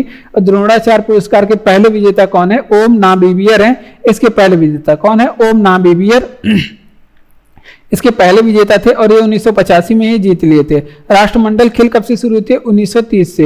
हमारा राष्ट्रीय खेल क्या है और किसके जन्मदिन पे मनाया जाता है राष्ट्रीय खेल, ये आप लोग कमेंट बॉक्स में हमें कमेंट करके बताएंगे। और लोकटक झील की बात करें, ये कहाँ पे है, मणिपुर में है लोकटक झील। और खारे पानी की भारत की सबसे बड़ी झील कौन सी है, चिल्का झील है। खारे पानी की जो सबसे बड़ी झील है कौन सी, चिल्का झील उड़ीसा में स्थित है। और सबसे बड़ी कृत्रिम झील कौन सी है, गोविंद सागर झील है। और ये भाखड़ा नांगल बांध को पानी रोक के बनाया गया। ठीक, पढ़ते हैं अपने अगले प्रश्न की ओर। अगला प्रश्न है कि संपत्ति को मूल अधिकार से हटा दिया गया। तो देखिए संपत्ति का जो अधिकार था ये पहले कौन सा अधिकार था, संपत्ति का जो अधिकार था ये पहले मौलिक अधिकार था। कौन सा अधिकार था, मौलिक अधिकार था। फिर इसके लिए कौन सा संविधान संशोधन किया गया, इसके लिए किया गया 24वां संविधान संशोधन, जो कि कब हुआ था, 1978 में। और अब इसके तहत क्या कर दिया गया, अब जाके इसे कौन सा अधिकार बना दिया गया, अब संपत्ति को कौन सा अधिकार बना दिया गया, कानूनी अधिकार बना दिया गया। कानूनी अधिकार किसे कहते हैं, जो हमसे कोई ना छीन पाए उसे कहते हैं मौलिक अधिकार, और जो हमसे सरकार छीन ले उसे क्या कहते हैं, कानूनी अधिकार कहते हैं। ठीक, और पहले ये था मौलिक अधिकार जब था तो पहले अनुच्छेद नंबर 31 में था, किसमें, अनुच्छेद 31 में था। किस अनुच्छेद में था, अनुच्छेद 31 में था। और इसे संशोधन करके किस अनुच्छेद में रख दिया गया, कानूनी अधिकार बना दिया गया। और इसे अनुच्छेद नंबर 300 के ए में रखा गया। किसमें, अनुच्छेद 300 के ए में रखा गया। और पहले संविधान में कितना मौलिक कर्तव्य था, पहले संविधान में जो मूल संविधान था, पहले जो संविधान था उसमें फंडामेंटल राइट की बात करें, फंडामेंटल राइट की, तो इसमें कुल 7 फंडामेंटल राइट थे, 7 फंडामेंटल। और वर्तमान समय में कितने मौलिक अधिकार थे, वर्तमान समय में, तो वर्तमान समय में फंडामेंटल राइट की बात करें तो केवल हमारे पास 6 मौलिक अधिकार है। संपत्ति के अधिकार को हटा दिया गया। सबसे अधिक संपत्ति वाले मुख्यमंत्री कौन है, कौन बने हैं, तो जगन मोहन रेड्डी बने हैं। सबसे अधिक संपत्ति वाले मुख्यमंत्री कौन बने हैं, जगन मोहन रेड्डी बने हैं। ठीक, तो ये चीजें आप लोग ध्यान रखेंगे। और सबसे कम संपत्ति किसके पास है, किस सीएम के पास, सबसे कम संपत्ति वाली सीएम कौन है, तो सबसे कम संपत्ति वाली जो सीएम है उनका क्या नाम है, ममता बनर्जी। क्या नाम है, ममता बनर्जी। और ये किस राज्य की, वेस्ट बंगाल की, किस राज्य की, वेस्ट बंगाल के। और जगन मोहन रेड्डी की बात करें, ये कहाँ के, ये आंध्र प्रदेश के हैं। कहाँ के, आंध्र प्रदेश के हैं। तो ये सारी चीजें आप लोग ध्यान रखेंगे। तो देख लेते हैं, आपसे पूछेगा कि संपत्ति के अधिकार को मूल अधिकार से हटा दिया गया। तो देखिए पहले जो संपत्ति का अधिकार था पहले मौलिक अधिकार था और इसे अनुच्छेद नंबर 331 में रखा गया है। और इसके लिए किया गया 24वां संविधान संशोधन जो कि 1978 में हुआ था। और अब जो संपत्ति का अधिकार है इसे कानूनी अधिकार बना दिया गया और इसे किस अनुच्छेद में रखा गया, अनुच्छेद नंबर 300 के ए में इसे रखा गया, 300 के ए में रखा गया। पहले संविधान संशोधन में जो मौलिक अधिकारों की संख्या थी 7 थी और वर्तमान समय में जो मौलिक अधिकार कितने बचे हैं, 7 मौलिक अधिकार, 6 मौलिक अधिकार बचे हैं। बात करते हैं भारत के सबसे सर्वाधिक संपत्ति वाले जो सीएम है उनका क्या नाम है? तो जगन मोहन रेड्डी उनका नाम है और ये आंध्र प्रदेश के सीएम है। सबसे कम संपत्ति वाले भारत के सीएम कौन है? तो सबसे कम संपत्ति वाले भारत के सीएम ममता बनर्जी वेस्ट बंगाल की है। और महात्मा गांधी ने राष्ट्रीय समुद्री उद्यान कहाँ पे? तो महात्मा गांधी जो राष्ट्रीय समुद्री उद्यान है ये अंडमान निकोबार पे। कहाँ पे? अंडमान एंड निकोबार द्वीप पे स्थित है। ठीक, तो ये आप लोग ध्यान रखेंगे। और अंडमान निकोबार से कुछ प्रश्न जैसे आपसे पूछे कि अंडमान निकोबार की सबसे ऊंची चोटी का क्या नाम है? तो अंडमान निकोबार की जो सबसे ऊंची चोटी है उसका नाम है क्या? Saddle peak. उसका नाम क्या है? सैडल पीक है। और आपसे पूछे कि अंडमान निकोबार में ज्वालामुखी कौन सी है? अंडमान निकोबार में भारत की एकमात्र सक्रिय ज्वालामुखी जिसका क्या नाम है? इसका नाम है बैरन द्वीप। और ये कहाँ पे स्थित है? ये अंडमान निकोबार द्वीप पे स्थित है बैरन द्वीप, और भारत का एकमात्र सक्रिय ज्वालामुखी है। ये भी आप लोग ध्यान रखेंगे। और इसकी राजधानी क्या है? इसकी राजधानी की बात करें अंडमान निकोबार की तो पोर्ट ब्लेयर इसकी राजधानी। क्या? पोर्ट ब्लेयर इसकी राजधानी है। और आपसे पूछे कि डंकन दर्रा कहाँ पे स्थित है? डंकन दर्रा कहाँ पे स्थित है? तो ये अंडमान निकोबार में स्थित है। और अंडमान निकोबार का आपसे पूछे कि अन्य नाम क्या है? तो अंडमान निकोबार का अन्य नाम क्या है? मरकत द्वीप। क्या है? मरकत द्वीप अंडमान निकोबार का अन्य नाम है। ठीक, तो ये सारी चीजें आप लोग ध्यान रखेंगे। तो रिवीजन कर लेते हैं। आपसे पूछे कि महात्मा गांधी समुद्री राष्ट्रीय उद्यान कहाँ पे स्थित है? अंडमान निकोबार में स्थित है। और अंडमान निकोबार की सबसे ऊंची चोटी का क्या नाम है? सैडल पीक है अंडमान निकोबार की सबसे ऊंची चोटी। और ज्वालामुखी के बारे में बात करें अंडमान निकोबार में तो बैरन द्वीप ज्वालामुखी कहाँ पे? अंडमान निकोबार में स्थित है। ये कैसी ज्वालामुखी है? सक्रिय ज्वालामुखी है। अंडमान निकोबार की राजधानी क्या है? तो अंडमान निकोबार की राजधानी पोर्ट ब्लेयर है। क्या है अंडमान निकोबार की राजधानी? पोर्ट ब्लेयर है। और डंकन दर्रा कहाँ पे स्थित है? अंडमान निकोबार में डंकन पास स्थित है। इसका अन्य नाम क्या है? अंडमान निकोबार का अन्य नाम मरकत द्वीप है। अंडमान निकोबार का अन्य नाम क्या है? मरकत द्वीप है। तो अगर आपको वीडियो अच्छा लग रहा है तो चैनल को सब्सक्राइब, वीडियो को लाइक और शेयर करिए। और कमेंट करके आप बताएंगे कि आपको ये वीडियो कैसा लगा, तो हमें बहुत ही अच्छा लगेगा। ठीक, और बात करें PDF आपको टेलीग्राम पे मिल जाएगा।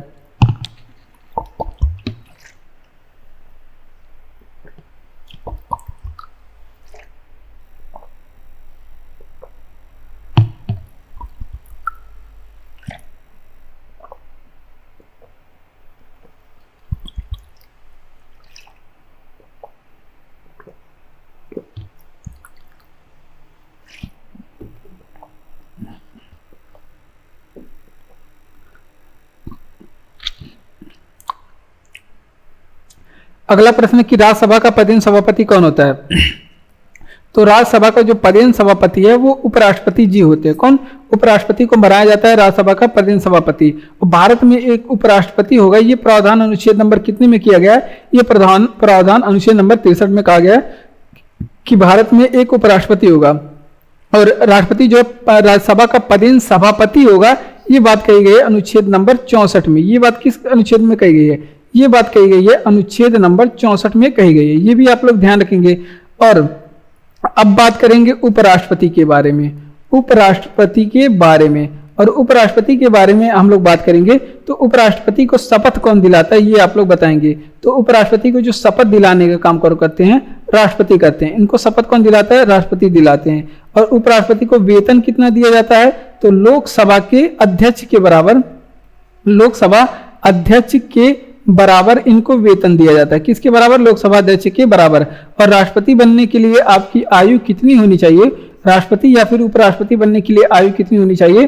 35 वर्ष की आयु होनी चाहिए। और इनका राष्ट्रपति उपराष्ट्रपति महोदय का कार्यकाल कितने वर्ष का होता है? सबकी तरह इनका भी कार्यकाल कितने वर्ष का होता है? 5 वर्ष का होता है। और उपराष्ट्रपति जो अपना त्यागपत्र किसे देते हैं, ये भी आप लोग बताएंगे। तो अपना त्यागपत्र जो है, ये अपना त्यागपत्र सौंपते हैं राष्ट्रपति जी को। किसको देते हैं? त्यागपत्र अपना राष्ट्रपति जी को अपना त्यागपत्र देते हैं। ठीक, और वर्तमान समय में उपराष्ट्रपति कौन है? तो जगदीप धनखड़ है। वर्तमान समय में उपराष्ट्रपति कौन है? जगदीप धनखड़। ठीक, तो ये सारी चीजें आप लोग ध्यान रखेंगे। तो देख लेते हैं, आपसे पूछेगा कि राज्यसभा का पदेन सभापति कौन होते हैं, तो आप लोग बताएंगे कि राज्यसभा का पदेन सभापति उपराष्ट्रपति होगा। और राज्यसभा का पदेन सभापति उपराष्ट्रपति होता है, ये किस बात अनुच्छेद कही गई है, तो ये बात अनुच्छेद नंबर 64 में कही गई है। और भारत में एक उपराष्ट्रपति होगा, तो ये बात कही गई है अनुच्छेद नंबर 63 में। उपराष्ट्रपति के बारे में बात करेंगे, जैसे उपराष्ट्रपति को शपथ कौन दिलाता है, राष्ट्रपति। उपराष्ट्रपति का वेतन कितना होता है, तो लोकसभा के अध्यक्ष के बराबर उपराष्ट्रपति को वेतन दिया जाता है। और उपराष्ट्रपति बनने के लिए आयु कितनी होनी चाहिए, कम से कम 35 वर्ष की आयु होनी चाहिए। उपराष्ट्रपति का कार्यकाल कितने वर्ष का होता है, 5 वर्ष का होता है। उपराष्ट्रपति अपना त्यागपत्र किसे सौंपते हैं, तो ये अपना त्यागपत्र राष्ट्रपति जी को सौंपते हैं। वर्तमान उपराष्ट्रपति कौन है, यानी कि वाइस प्रेसिडेंट वर्तमान समय में कौन है, तो ये है आपके जगदीप धनखड़।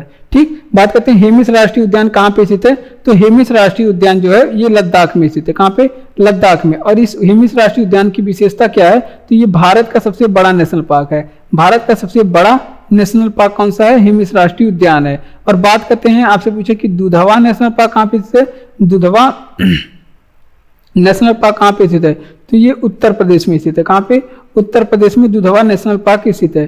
ठीक, और बात करते हैं आपसे शिवपुरी नेशनल पार्क कहाँ पे स्थित है, शिवपुरी नेशनल पार्क कहाँ पे स्थित है, तो ये मध्य प्रदेश में स्थित है। कहाँ पे, मध्य प्रदेश में। और ये शिवपुरी जो नेशनल पार्क है ये किसके लिए प्रसिद्ध है, तो शिवपुरी नेशनल पार्क जो प्रसिद्धि की बात करें ये पक्षियों के लिए प्रसिद्ध है। किसके लिए, पक्षियों के लिए प्रसिद्ध है शिवपुरी नेशनल पार्क। और आपसे पूछे कि घाना पक्षी बिहार कहाँ पे स्थित है, घाना पक्षी बिहार ये कहाँ पे स्थित है, इसे क्या कहते हैं, इसे केवलादेव नेशनल पार्क कहते हैं। इसे क्या कहते हैं, केवलादेव नेशनल पार्क कहते हैं। और ये कहाँ पे स्थित है, ये राजस्थान में स्थित है। कहाँ पे, राजस्थान में स्थित नेशनल पार्क है। केबुल लामजाओ नेशनल पार्क कहाँ पे स्थित है, केबुल लामजाओ नेशनल पार्क कहाँ पे स्थित है, तो केबुल लामजाओ जो नेशनल पार्क है ये आपके लोकटक झील पे स्थित है। कहाँ पे, लोकटक झील। और लोकटक झील कहाँ पे स्थित है, मणिपुर में स्थित है। कहाँ पे, मणिपुर में स्थित है। तो ये सारी चीजें यहाँ पे आप लोग ध्यान रखेंगे। तो देख लेते हैं, आपसे पूछेगा कि हेमिस राष्ट्रीय उद्यान कहाँ पे स्थित है, तो हेमिस राष्ट्रीय उद्यान लद्दाख में स्थित है। ये भारत का सबसे बड़ा राष्ट्रीय उद्यान है। और दुधवा नेशनल पार्क कहाँ पे स्थित है, तो उत्तराखंड में दुधवा नेशनल पार्क। शिवपुरी राष्ट्रीय उद्यान कहाँ पे स्थित है, तो मध्य प्रदेश में शिवपुरी राष्ट्रीय उद्यान स्थित है। और शिवपुरी जो राष्ट्रीय उद्यान है किसके लिए प्रसिद्ध है, ये पक्षियों के लिए प्रसिद्ध है। घाना पश्चिम बिहार कहाँ पे स्थित है, तो घाना पश्चिम बिहार जो है वो आपके इसको क्या कहते हैं, केवलादेव नेशनल पार्क भी कहते हैं। और ये राजस्थान में स्थित नेशनल पार्क है। और केबुल लामजाओ नेशनल पार्क कहाँ पे स्थित है, ये लोकटक झील में स्थित है। भारत का एकमात्र तैरता हुआ नेशनल पार्क स्थित है। और ये मणिपुर में स्थित है। लोथल कहाँ पे स्थित है, तो लोथल गुजरात में स्थित है। कहाँ पे, लोथल जो है गुजरात में स्थित है। और बात करते हैं सिंधु घाटी सभ्यता का जो प्रसिद्ध बंदरगाह था वो कौन सा, तो सिंधु घाटी सभ्यता में जो प्रसिद्ध बंदरगाह था उसका क्या नाम था, तो उसका नाम था लोथल। और लोथल की बात करें, लोथल किस नदी के किनारे स्थित था, लोथल सभ्यता किस नदी के किनारे स्थित था, तो जो लोथल सभ्यता है ये किस नदी के किनारे स्थित था, तो ये भोगवा नदी के किनारे। किस नदी के किनारे, भोगवा नदी के किनारे ये स्थित था। और बात करते हैं युगल समाधान का साक्ष्य कहाँ से मिला, यानी कि युगल समाधान का मतलब कि एक साथ दो जो अस्थियां हैं या फिर दो लाशों को दफनाया जाता था। इसका साक्ष्य कहाँ से मिला, इसका साक्ष्य लोथल से ही मिला। और बात करते हैं चावल का साक्ष्य कहाँ से मिला, सर्वप्रथम चावल का साक्ष्य कहाँ से मिला, तो चावल का सर्वप्रथम साक्ष्य जो है वो रंगपुर एंड लोथल से मिला। कहाँ पे, रंगपुर एंड लोथल से मिला। तो ये सारी चीजें आप लोग यहाँ से ध्यान रखेंगे। तो देख लेते हैं, आपसे पूछे कि लोथल कहाँ पे स्थित है, तो लोथल जो है गुजरात में स्थित है। और सिंधु घाटी सभ्यता की जो प्रसिद्ध बंदरगाह था उसका क्या नाम था, लोथल। और बात करते हैं सिंधु घाटी सभ्यता, लोथल किस नदी के किनारे स्थित है, तो भोगवा नदी के किनारे लोथल स्थित है। युगल समाधान का साक्ष्य कहाँ से मिला, तो लोथल से युगल समाधान का साक्ष्य मिला। चावल का साक्ष्य कहाँ से मिला, रंगपुर से एंड लोथल से चावल का साक्ष्य मिला था। बढ़ते अपने अगले प्रश्न की ओर। अगला प्रश्न हमारा कि गंगा नदी भारत के कितने राज्यों में बहती है, तो गंगा नदी भारत के 5 राज्यों में बहती है। और गंगा नदी की आपसे पूछे कि लंबाई कितनी है टोटल, तो गंगा नदी की टोटल लंबाई 2525 किलोमीटर। कितनी, 2525 किलोमीटर गंगा नदी की लंबाई है। और आपसे पूछे कि गंगा नदी का उद्गम कहाँ से होता है, तो गंगा नदी का जो उद्गम होता है ये आपके गंगोत्री हिमानी से होता है। किस नदी, किस हिमानी से, गंगोत्री हिमानी से होता है। तो आप लोग इतना केवल जानते हैं कि जानेंगे कि इसका उद्गम कहाँ से होता है, गंगोत्री हिमानी से होता है। और गंगा नदी को बांग्लादेश में किस नाम से जानते हैं ये आप लोग बताएंगे, तो इनको बांग्लादेश में जो है पद्मा कहते हैं। क्या कहते हैं? पद्मा कहते हैं। बांग्लादेश में भी इसे पद्मा कहते हैं। और गंगा नदी की सबसे बड़ी सहायक नदी आपसे पूछ ले, गंगा नदी की सबसे बड़ी सहायक नदी कौन सी है? तो यमुना है गंगा नदी की सबसे बड़ी सहायक नदी। कौन से? यमुना नदी है गंगा नदी की सबसे बड़ी सहायक नदी। और गंगा नदी की एकमात्र वितरिका जिसका क्या नाम है? एकमात्र वितरिका नदी है जिसका क्या नाम है? हुगली नदी। हुगली नदी। और ये गंगा नदी से कब अलग होती है? तो गंगा नदी से अलग होने का बात करें तो ये कोलकाता में अलग होती है। कब अलग होती है? कोलकाता में ये अलग होती है। तो इतनी चीजें आप लोग यहाँ से ध्यान रखेंगे। तो देख लेते हैं आपसे गंगा नदी के कितने कितने राज्यों से गुजरती है। तो गंगा नदी भारत के 5 राज्यों से गुजरती है। उत्तराखंड, उत्तर प्रदेश, बिहार, झारखंड और पश्चिम बंगाल। बात करते हैं लंबाई की, बात करें 2525 किलोमीटर गंगा नदी की लंबाई है। उद्गम की बात करें तो गंगोत्री हिमानी से इसका उद्गम हुआ है और बांग्लादेश में इसे पद्मा के नाम से जानते हैं गंगा नदी को। और गंगा नदी की सबसे बड़ी सहायक नदी यमुना नदी है और गंगा नदी की एकमात्र वितरिका नदी यानी कि ऐसी नदी जो गंगा नदी से अलग होकर दूसरी धारा बन गई है उसका नाम क्या है? वितरिका। और ये हुगली नदी है और ये कोलकाता में गंगा नदी से अलग होती है। भारत का प्रथम विधि निर्माता कौन है? तो आचार्य मनु है भारत के प्रथम विधि निर्माता। कौन है?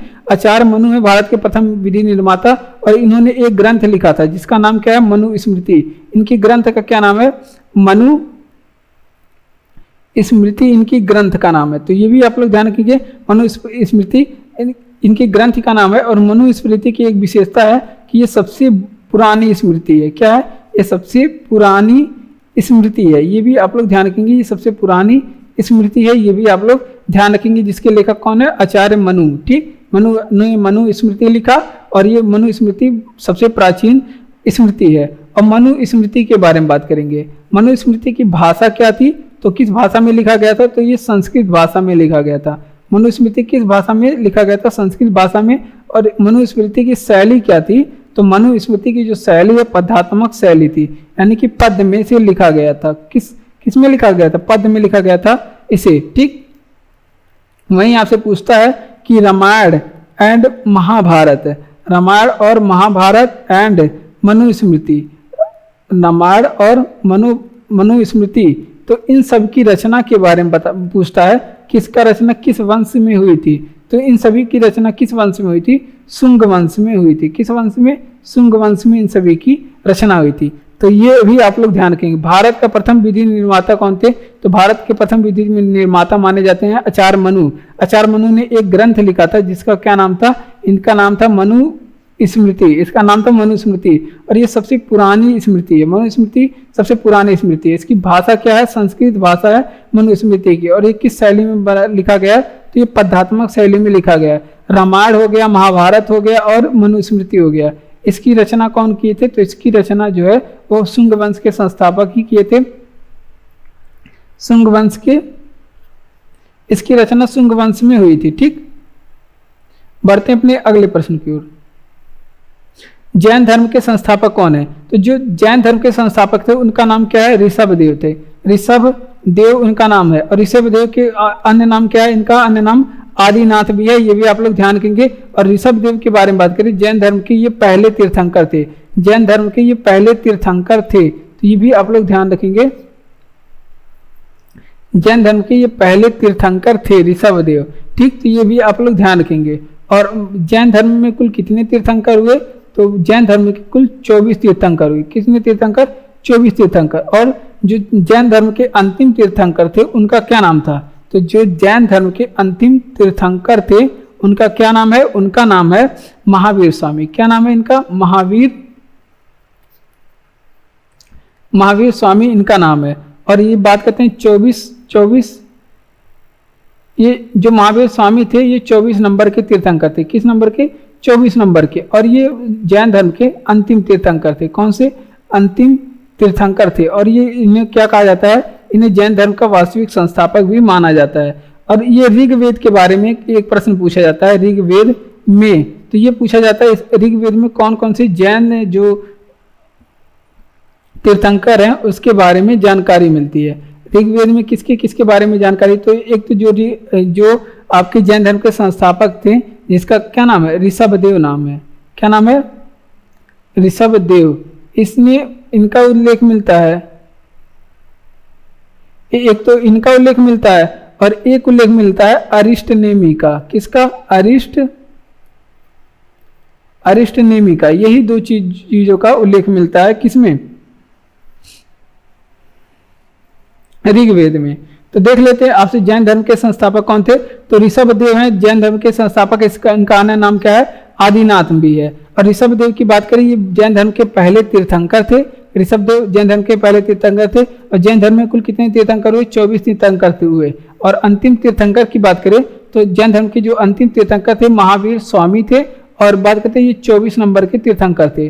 और बात करते हैं ऋग्वेद के बारे में जानकारी कहाँ से मिली? तो जानकारी जो है ऋग्वेद के में जानकारी जो है ऋषभदेव के बारे में और अरिस्टनेमी, ये दो तीर्थंकर के बारे में जानकारी मिली। चलाया समिति का संबंध किससे है? तो चलाया समिति का संबंध कर सुधार से। किसे? कर सुधार से चलाया समिति का संबंध। या फिर एक और रीजन है इसका, काले धन का उन्मूलन के लिए बनाया गया था। काले धन के उन्मूलन के लिए बनाया गया था। ठीक, ये आप लोग ध्यान रखेंगे। और चलाया समिति के बारे में बात करें, इसका गठन कब हुआ था? तो चलाया समिति का गठन 1991 में हुआ था। और चलाया समिति के जो अध्यक्ष थे वो कौन थे? तो चलाया समिति के जो अध्यक्ष थे राजा चलाया थे। कौन थे चलाया समिति के अध्यक्ष? राजा चलाया थे चलाया समिति के अध्यक्ष। ठीक, और बात करते हैं, आपसे पूछे कि विजय केलकर समिति का संबंध किससे है?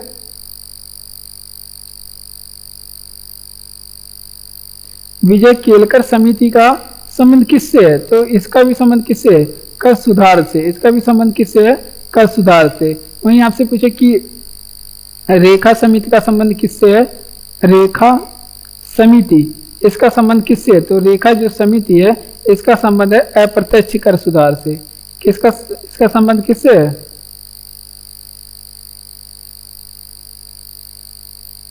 इसका संबंध अप्रत्यक्ष कर सुधार से है। तो इतनी चीजें आप लोग ध्यान रखेंगे। चलाया समिति का संबंध किससे है? तो चलाया समिति का संबंध कर सुधार से है। और बात करते हैं चलाया समिति का जो गठन है 1991 में हुआ था। चलाया समिति का गठन 1991 में हुआ था। काले धन के उन्मूलन के लिए इसे बनाया गया था। ठीक, और अध्यक्ष कौन थे चलाया समिति के? तो राजा चलाया ही चलाया समिति के अध्यक्ष थे। और विजय केलकर समिति का संबंध किससे है? तो विजय केलकर समिति का भी संबंध कर सुधार से है। और रेखा समिति का जो संबंध है अप्रत्यक्ष कर सुधार से है। ठीक, बात करते हैं भक्त तुकाराम किसके समकालीन थे? तो भक्त तुकाराम जहांगीर के समकालीन थे। किसके समकालीन थे? जहांगीर के समकालीन थे। और इन्हें क्या कहा जाता है? भक्त तुकाराम को इसे कहा जाता है दक्षिण का अकबर। क्या कहा जाता है? इन्हें दक्षिण का अकबर कहकर इन्हें संबोधित किया जाता है। किसको? भक्त तुकाराम को। ठीक, तो ये भी आप लोग ध्यान रखेंगे। वहीं आपसे पूछे कि मलिक मोहम्मद जायसी किसके समकालीन थे? मलिक मोहम्मद जायसी ये किसके जो समकालीन थे? तो ये शेर शाह सूरी के समकालीन थे। किसके? शेर शाह सूरी के समकालीन थे। वहीं आपसे पूछे कि तुलसीदास किसके समकालीन थे? तुलसीदास किसके समकालीन थे? तो ये अकबर के समकालीन थे। किसके समकालीन? अकबर के समकालीन थे। और वहीं आपसे पूछे कि कौटिल्य किसके समकालीन थे? कौटिल्य, तो ये चंद्रगुप्त मौर्य के समकालीन थे। किसके? चंद्रगुप्त मौर्य के समकालीन थे। कौन? कौटिल्य चंद्रगुप्त मौर्य के समकालीन थे। तो इतनी चीजें आप लोग समकालीन से याद रखेंगे। तो देखिए भक्त तुकाराम किसके समकालीन थे? तो ये जहांगीर के समकालीन थे। और भक्त तुकाराम को क्या कहा जाता है? इन्हें दक्षिण का, भक्त तुकाराम को दक्षिण का अकबर कहा जाता है। ठीक, और वहीं आपसे पूछे मलिक मोहम्मद जायसी किसके समकालीन थे? तो ये शेरशाह के शेरशाह सूरी के समकालीन थे मलिक मोहम्मद जायसी। तुलसीदास किसके समकालीन थे? अकबर के समकालीन थे तुलसीदास। और कौटिल्य की बात करें किसके समकालीन थे? चंद्रगुप्त मौर्य के समकालीन थे। अगला प्रश्न है कि सत्यजीत रे का संबंध किससे है? तो फिल्म निर्देशन से है। सत्यजीत रे का संबंध किससे है? फिल्म निर्देशन से, यानी कि जो फिल्म डायरेक्शन होता है उससे संबंधित होता है सत्यजीत रे का संबंध। और भारत की प्रथम फिल्म के बारे में बात करेंगे। भारत की पहली फिल्म की क्या नाम था? तो राजा हरिश्चंद्र था भारत की पहली फिल्म, राजा हरिश्चंद्र। तो ये भारत की पहली फिल्म थी। और राजा हरिश्चंद्र ये कब लगी थी? तो ये 1913 में लगी थी भारत की पहली फिल्म। और ये कैसी फिल्म थी? ये मूक फिल्म थी, यानी कि इनमें आवाज नहीं था। 1913 में लगी थी, ये मूक फिल्म थी। और फिर जो सत्यजीत रे हैं इनके पहले फिल्म का नाम क्या है? सत्यजीत रे का जो पहले फिल्म था उसका नाम क्या था? पाथेर पंचाल। इसका नाम था क्या? पाथेर पंचाली इसका नाम था, जो सत्यजीत रे का पहला फिल्म था। और पहला जो फिल्म था भारत का, ये राजा हरिश्चंद्र था। और ये कैसी फिल्म थी? मूक फिल्म थी। और भारत की पहली बोलती फिल्म कौन थी?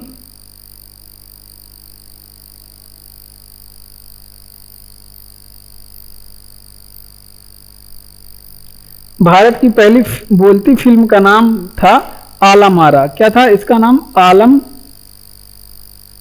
आरा। और आलम आरा कब इसको बनाया गया? 1931 में। और इसमें आवाज थी। और भारत की पहली फिल्म, पहली अंग्रेजी फिल्म कौन थी? भारत की पहली अंग्रेजी फिल्म कौन थी? तो भारत की जो पहली अंग्रेजी फिल्म थी इसका क्या नाम था? नूरजहां नाम था। क्या था? नूरजहां। और बात करते हैं नूरजहां की, तो ये भारत की पहली अंग्रेजी फिल्म थी। सत्यजीत रे का संबंध किससे? फिल्म निर्देशन से।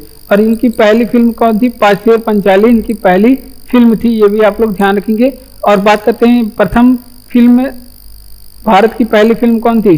राजा हरिश्चंद्र भारत की पहली फिल्म थी। और ये 1913 में बनाया गया था। और ये कैसी फिल्म थी? मूक फिल्म थी। अब भारत की पहली बोलती फिल्म कौन थी? तो भारत की पहली बोलती फिल्म आलम आरा थी। और आलम आरा 1931 में बनाया गया। और ये भारत की पहली बोलती फिल्म थी। और भारत की पहली अंग्रेजी फिल्म का क्या नाम था? तो नूरजहां था भारत की पहली अंग्रेजी फिल्म का नाम। लिग्नाइट कोयले का विशालतम भंडार कहाँ पर पाया जाता है? तो लिग्नाइट कोयले का विशालतम भंडारण तमिलनाडु में पाया जाता है। कहाँ पे? तमिलनाडु में पाया जाता है। और लिग्नाइट कोयले के बारे में बात करें, इसे क्या कहा जाता है? लिग्नाइट कोयले को भूरा कोयला कहा जाता है। क्या कहा जाता है? लिग्नाइट कोयले को भूरा कोयला कहा जाता है। और सबसे उच्च श्रेणी का कोयला कौन सा होता है? सबसे उच्च श्रेणी का कोयला कौन सा होता है? तो एंथ्रेसाइट होता है। सबसे उच्च श्रेणी का कोयला एंथ्रेसाइट होता है। और एंथ्रेसाइट की बात करें तो ये कोयला सबसे उच्च श्रेणी का कोयला होता है।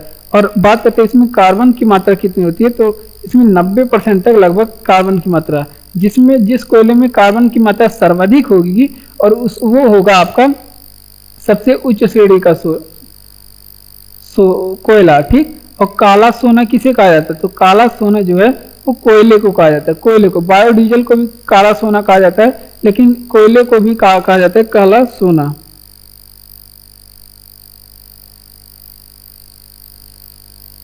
तो ये बात आप लोग यहां से याद रखेंगे। कोयले को क्या कहा जाता है? काला सोना कहा जाता है। कोयले को काला सोना कहा जाता है। और ये पाया कहाँ जाता है? कोयला कहाँ पाया जाता है? तो ये अवसादी चट्टानों में पाया जाता है। किस चट्टानों में कोयला पाया जाता है? अवसादी चट्टानों में कोयला पाया जाता है। ये भी आप लोग ध्यान रखेंगे। और बात करते हैं ये डोनवास कोयला क्षेत्र कहाँ पे है? डोनवास कोयला क्षेत्र कहाँ पे है? तो डोनवास कोयला क्षेत्र ये यूक्रेन का जो प्रसिद्ध डोनवास कोयला क्षेत्र है यूक्रेन में है। ठीक, यूक्रेन में है। ठीक। लिग्नाइट कोयले का विशालतम भंडार कहाँ पाया जाता है? तमिलनाडु में पाया जाता है। लिग्नाइट कोयले का विशालतम भंडार कहाँ पे? तमिलनाडु में। और इसे क्या कहा जाता है? लिग्नाइट कोयले को इसे भूरा कोयला कहा जाता है। सबसे उच्च श्रेणी का जो कोयला होता है एंथ्रेसाइट होता है, सबसे उच्च श्रेणी का कोयला। और इसमें कार्बन की मात्रा लगभग 90% होती है। काला सोना किसे कहा जाता है? कोयले को काला सोना कहा जाता है। पाया कहाँ जाता है कोयला? तो ये अवसादी चट्टानों में पाया जाता है। डोनवास कोयला क्षेत्र कहाँ पे स्थित है? तो जो डोनवास कोयला क्षेत्र है ये यूक्रेन में स्थित है। बढ़ते हैं अपने अगले प्रश्न की ओर। अगला प्रश्न है कि किसे एशिया का ज्योतिपुंज के नाम से जाना जाता है? तो महात्मा बुद्ध को कहा जाता है एशिया का ज्योतिपुंज, यानी कि लाइट ऑफ एशिया कहा जाता है। और बुद्ध का अन्य नाम क्या है? इनका अन्य नाम सिद्धार्थ भी है। बुद्ध का अन्य नाम क्या है? सिद्धार्थ है। वहीं यहाँ से पूछे कि बुद्ध के बारे में, इनका जन्म कहाँ पे हुआ था? तो जन्म हुआ था बुद्ध का लुम्बिनी।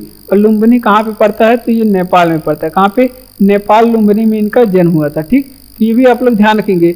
और बात करते हैं महात्मा बुद्ध की मृत्यु कहाँ पे हुई थी? तो यहाँ पे कुशीनगर में हुई थी। मृत्यु कहाँ पे हुई थी? कुशीनगर में इनकी मृत्यु हुई थी। और ये आपके पूछे कि कुशीनगर में इनकी मृत्यु हुई थी और ये उत्तर प्रदेश में है। कुशीनगर उत्तर प्रदेश इंडिया में है। ठीक। इतनी चीजें आप लोग यहाँ से ध्यान रखेंगे। और महात्मा बुद्ध को ज्ञान प्राप्ति कहाँ पे हुई थी? तो महात्मा बुद्ध को जो ज्ञान प्राप्ति है ये बोध गया में हुई थी। बोध गया में। और किस वृक्ष के नीचे?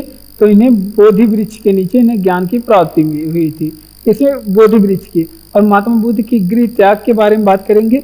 महात्मा बुद्ध की गृह त्याग के बारे में 29 वर्ष की अवस्था में हुई थी। और इसे क्या कहा जाता है, बुद्ध के गृह त्याग की घटना को क्या कहा जाता है, महाभिनिष्क्रमण कहा जाता है। क्या कहा जाता है, महाभिनिष्क्रमण कहा जाता है। तो ये चीजें आप लोग ध्यान रखेंगे। और वहीं आपसे पूछे कि महात्मा बुद्ध ने पहला उपदेश कहाँ पे दिया, तो यहाँ पे ज्यादा हो जा रहा है कुछ। पहला उपदेश कहाँ पे दिया महात्मा बुद्ध ने, तो सारनाथ में पहला उपदेश दिया। कहाँ पे, सारनाथ में इन्होंने पहला उपदेश दिया।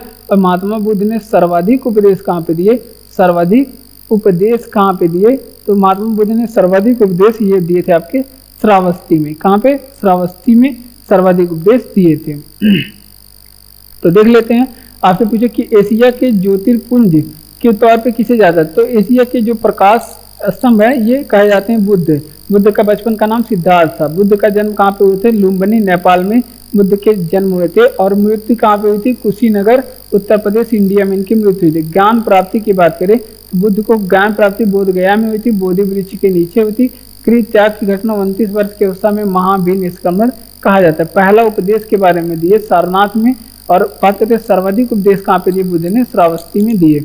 और रंगीन हीरे का अलग अलग रंग का दिखना क्या कहलाता है, तो रंगीन हीरे का अलग अलग दिखना अशुद्धियों के कारण होता है। किसके कारण होता है, अशुद्धि के कारण होता है। और वहीं आपसे पूछे कि हीरा चमकता क्यों है, तो हीरा का चमकना क्यों होता है, तो हीरे का जो चमकना है वो टोटल इंटरनल रिफ्लेक्शन के कारण होता है, यानी कि पूर्ण आंतरिक परावर्तन के कारण होता है। और कार्बन का सर्वाधिक शुद्ध रूप कौन सा होता है, कार्बन का सर्वाधिक शुद्ध रूप क्या होता है, तो कार्बन का सर्वाधिक शुद्ध रूप की बात करें तो ये होता है आपका हीरा। कार्बन का सर्वाधिक शुद्ध रूप हीरा होता है। ठीक, और बात करते हैं सबसे कठोर पदार्थ कौन सा प्रकृति में पाया जाता है, सबसे कठोर पदार्थ कौन सा है, तो सबसे कठोर पदार्थ के बारे में बात करें तो हीरा है प्रकृति में पाया जाने वाला सबसे कठोर पदार्थ। और इतनी चीज आप लोग हीरा से याद रखेंगे। रंगीन हीरे का अलग अलग रंग का दिखना ये अशुद्धियों के कारण होता है, अशुद्धियों के कारण होता है। और कार्बन का सर्वाधिक शुद्ध रूप कौन सा होता है, तो कार्बन का सबसे शुद्ध रूप हीरा है। और हीरा चमकता क्यों है, तो टोटल इंटरनल रिफ्लेक्शन के कारण हीरा चमकता है। सबसे कठोर पदार्थ कौन सा है, हीरा। ठीक, स्वराज पार्टी का संबंध किससे है, तो चित्तरंजन दास और मोतीलाल नेहरू का संबंध है किससे, चित्तरंजन दास एंड मोतीलाल नेहरू ने किया था स्वराज पार्टी की स्थापना किया था। मोतीलाल नेहरू ने स्वराज पार्टी की स्थापना किया था।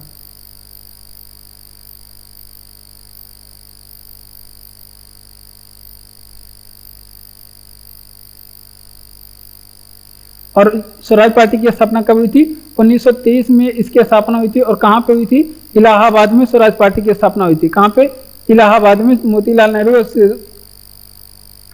चित्तरंजन दास ने इलाहाबाद में 1923 में स्वराज पार्टी की स्थापना की थी। और इस समय कार्यकाल किसका था, स्वराज पार्टी की स्थापना के समय इस समय कार्यकाल किसका था, तो लॉर्ड रीडिंग का इस समय कार्यकाल था। किसका, रीडिंग का कार्यकाल इस समय था। और सुभाष चंद्र बोस के राजनीतिक गुरु कौन थे, सुभाष चंद्र बोस के राजनीतिक गुरु कौन थे, तो सुभाष चंद्र बोस के राजनीतिक गुरु चित्तरंजन दास थे। कौन थे, चित्तरंजन दास थे। तो ये भी आप लोग ध्यान रखेंगे, सुभाष चंद्र बोस के राजनीतिक गुरु कौन थे, चित्तरंजन दास। और इंडिया फॉर इंडियन पुस्तक के लेखक कौन है, इंडिया फॉर इंडियन ये पुस्तक के लेखक कौन है, तो इंडिया फॉर इंडियन पुस्तक के लेखक ये चित्तरंजन दास हैं। काफी गजब टाइटल है। तो इतनी चीजें आप लोग यहाँ से ध्यान रखेंगे। तो देख लेते हैं स्वराज पार्टी का संबंध किससे है, तो चित्तरंजन दास एंड मोतीलाल नेहरू का संबंध स्वराज पार्टी से है। स्वराज पार्टी का संबंध चित्तरंजन दास और मोतीलाल नेहरू ने 1923 में स्वराज पार्टी की स्थापना इलाहाबाद में किया था। इलाहाबाद में स्वराज पार्टी की स्थापना हुई थी। और इंडिया फॉर इंडियन पुस्तक के जो राइटर हैं उसका क्या नाम है, Chittaranjan Das India for Indian पुस्तक के राइटर हैं। और इस दौरान स्वराज पार्टी की स्थापना के दौरान कार्यकाल किसका था, रीडिंग का। और राजनीतिक गुरु किसके हैं, सुभाष चंद्र बोस के राजनीतिक गुरु कौन है, ये थे आपके चित्तरंजन दास, सुभाष चंद्र बोस के राजनीतिक गुरु। बढ़ते अपने अगले प्रश्न की ओर।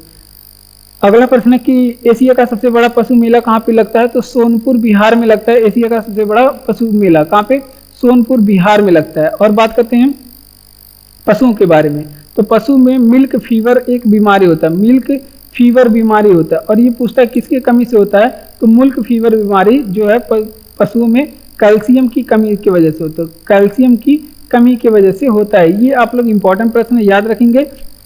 और बात करते हैं विश्व का सबसे बड़ा पशु कौन सा है। विश्व का सबसे बड़ा पशु कौन सा है, तो वेल है, विश्व का सबसे बड़ा पशु वेल है। ठीक, और बात करते हैं हमारा राष्ट्रीय पशु कौन सा है।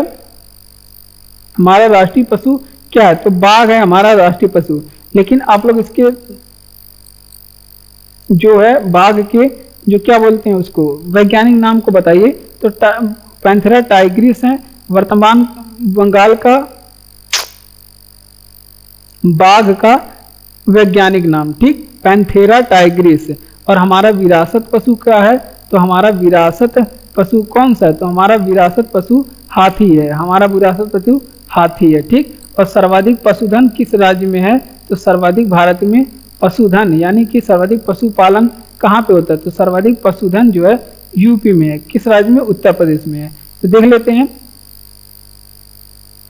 एशिया का सबसे बड़ा पशु मेला कहाँ पे लगता है, तो सोनपुर में लगता है। एशिया का सबसे बड़ा पशु मेला बिहार में स्थित है। मिल्क फीवर जो है जो पशुओं में होता है वो क्यों होता है, कैल्शियम की कमी के कारण मिल्क फीवर होता है।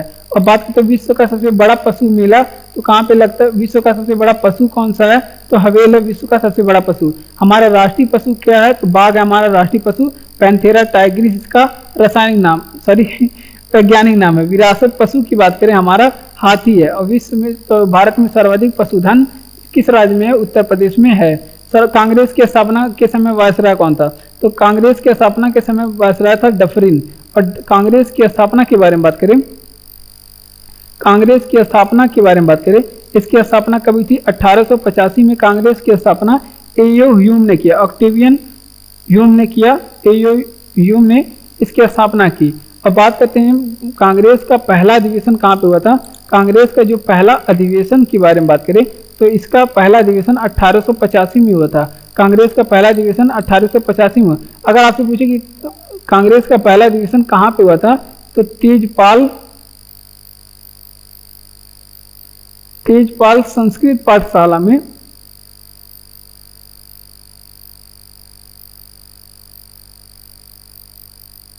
तेजपाल संस्कृत पाठशाला जो कि मुंबई में स्थित है, यहाँ पे हुआ था कांग्रेस का पहला अधिवेशन। और पहले अधिवेशन के अध्यक्ष कौन बनाए गए थे, कांग्रेस के पहले अधिवेशन के अध्यक्ष कौन बनाए गए थे, WC बनर्जी यानी कि व्योमेश चंद्र बनर्जी बनाए गए थे। और ये कांग्रेस के पहले अध्यक्ष थे, ये भी आप लोग ध्यान रखेंगे। तो देख लेते हैं, आपसे पूछे कि कांग्रेस के समय वायसराय कौन था, तो लॉर्ड डफरिन था कांग्रेस के समय वायसराय। कांग्रेस की स्थापना कभी थी 1885 में एओ ह्यूम ने किया। और कांग्रेस का जो है पहला अधिवेशन कब हुआ था, तो तुरंत ही कांग्रेस का पहला अधिवेशन 1885 में हुआ था। और ये कहाँ पे हुआ था, तो तेजपाल संस्कृत पाठशाला में कांग्रेस का पहला अधिवेशन मुंबई में हुआ था। और कांग्रेस के पहले अध्यक्ष कौन बने थे, व्योमेश चंद्र बनर्जी कांग्रेस के पहले अध्यक्ष बने हुए थे। और अगला प्रश्न है कि भारत में सोयाबीन का सबसे अग्रणी उत्पादक राज्य कौन सा है, तो सोयाबीन का सबसे पहले अग्रणी उत्पादक राज्य कौन सा है, मध्य प्रदेश है। वहीं आपसे पूछे कि दाल का सर्वाधिक उत्पादन कौन सा राज्य करता है, दाल का सर्वाधिक उत्पादन भी कौन सा राज्य करता है, तो ये भी आपके मध्य प्रदेश दाल का भी सर्वाधिक उत्पादन करता है। और सोयाबीन का आपसे पूछे कि विश्व में सबसे अधिक उत्पादन कौन सा राज्य देश करता है, विश्व में सर्वाधिक उत्पादन की बात करें तो विश्व में सबसे अधिक उत्पादन जो है सोयाबीन का अमेरिका करता है। अमेरिका सोयाबीन का सबसे अधिक उत्पादन करता है। दूसरे नंबर पे कौन सा देश है, चीन है। ठीक, और बात करते हैं प्रोटीन का सबसे अच्छा सोर्स, प्रोटीन का सबसे अच्छा स्रोत कौन सा होता है, तो जो प्रोटीन का सबसे अच्छा स्रोत होता है वो क्या है, आपका सोयाबीन है। क्या है, सोयाबीन प्रोटीन का सबसे अच्छा स्रोत होता है। और बात करते हैं, आपसे पूछे कि मध्य प्रदेश के बारे में, तो मध्य प्रदेश के बारे में बात करें, 53वां जिला कौन सा बना, मध्य प्रदेश का 53वां जिला कौन सा बना है, तो मध्य प्रदेश का 53वां जिला मऊगंज बनाया है।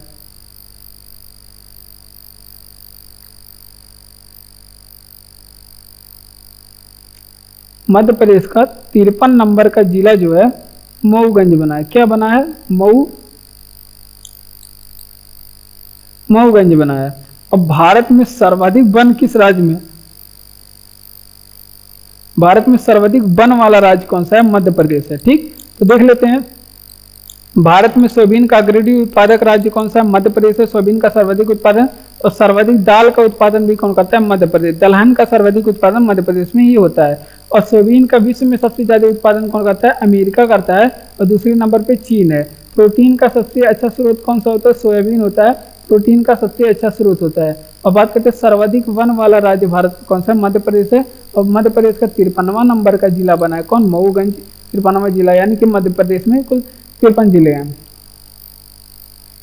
भारत का नेपोलियन किसे कहते हैं? तो समुद्रगुप्त को कहते हैं भारत का नेपोलियन। एग्जाम में कई बार पूछा गया, समुद्रगुप्त को कहते हैं। और किस वंश का शासक था समुद्रगुप्त? तो ये गुप्ता वंश का शासक था, गुप्त वंश का शासक था। तो ये भी आप लोग ध्यान रखेंगे। और समुद्र के गुप्त के बारे में बात करें, इसे क्या कहा जाता है? इसे संगीत प्रेमी भी कहा जाता है। समुद्रगुप्त को संगीत प्रेमी कहा जाता है। क्यों कहा जाता है? क्योंकि ये सिक्कों पर वीणा बजाते हुए चित्र मिला था इसका।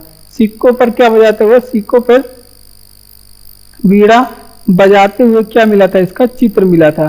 तो ये भी इसीलिए इसको कहा जाता है संगीत प्रेमी कहा जाता है। और बात करते हैं यहाँ पे, इसे अन्य किस नाम से भी जाना जाता है? इसे लिच्छवी दोहित्र भी कहा जाता है। लिच्छवी दोहित्र भी कहा जाता है।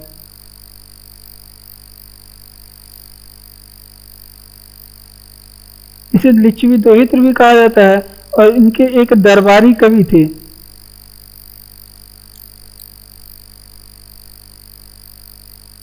ये कहा जाता है कि समुद्रगुप्त के दरबारी कवि का क्या नाम था?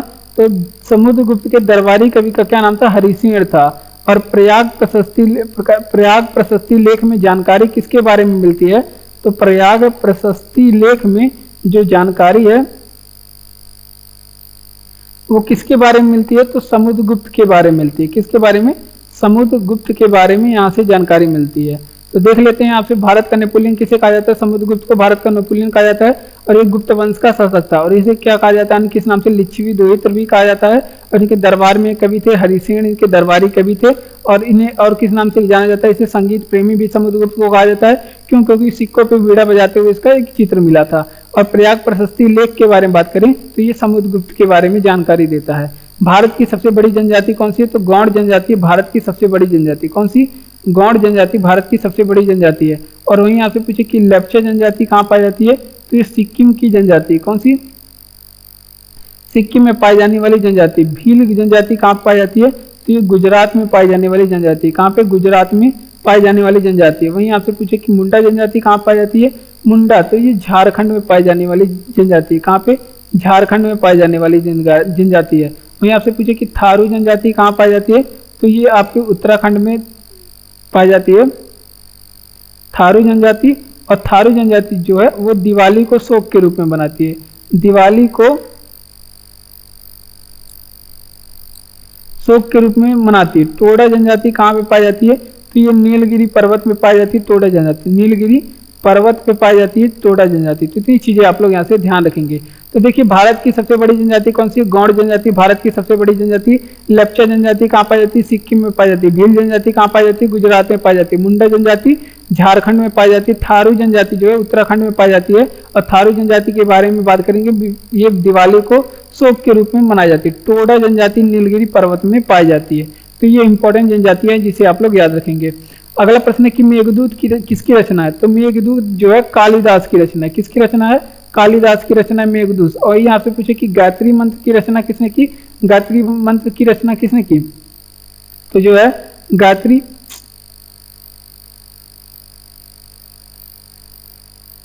मंत्र की जो रचना है वो विश्वामित्र ने किया। किसने? विश्वामित्र ने किया गायत्री मंत्र की रचना। और वहीं आपसे पूछे कि गोदान की रचना किसने किया? गोदान की, तो मुंशी प्रेमचंद ने किया गोदान की रचना। किसने?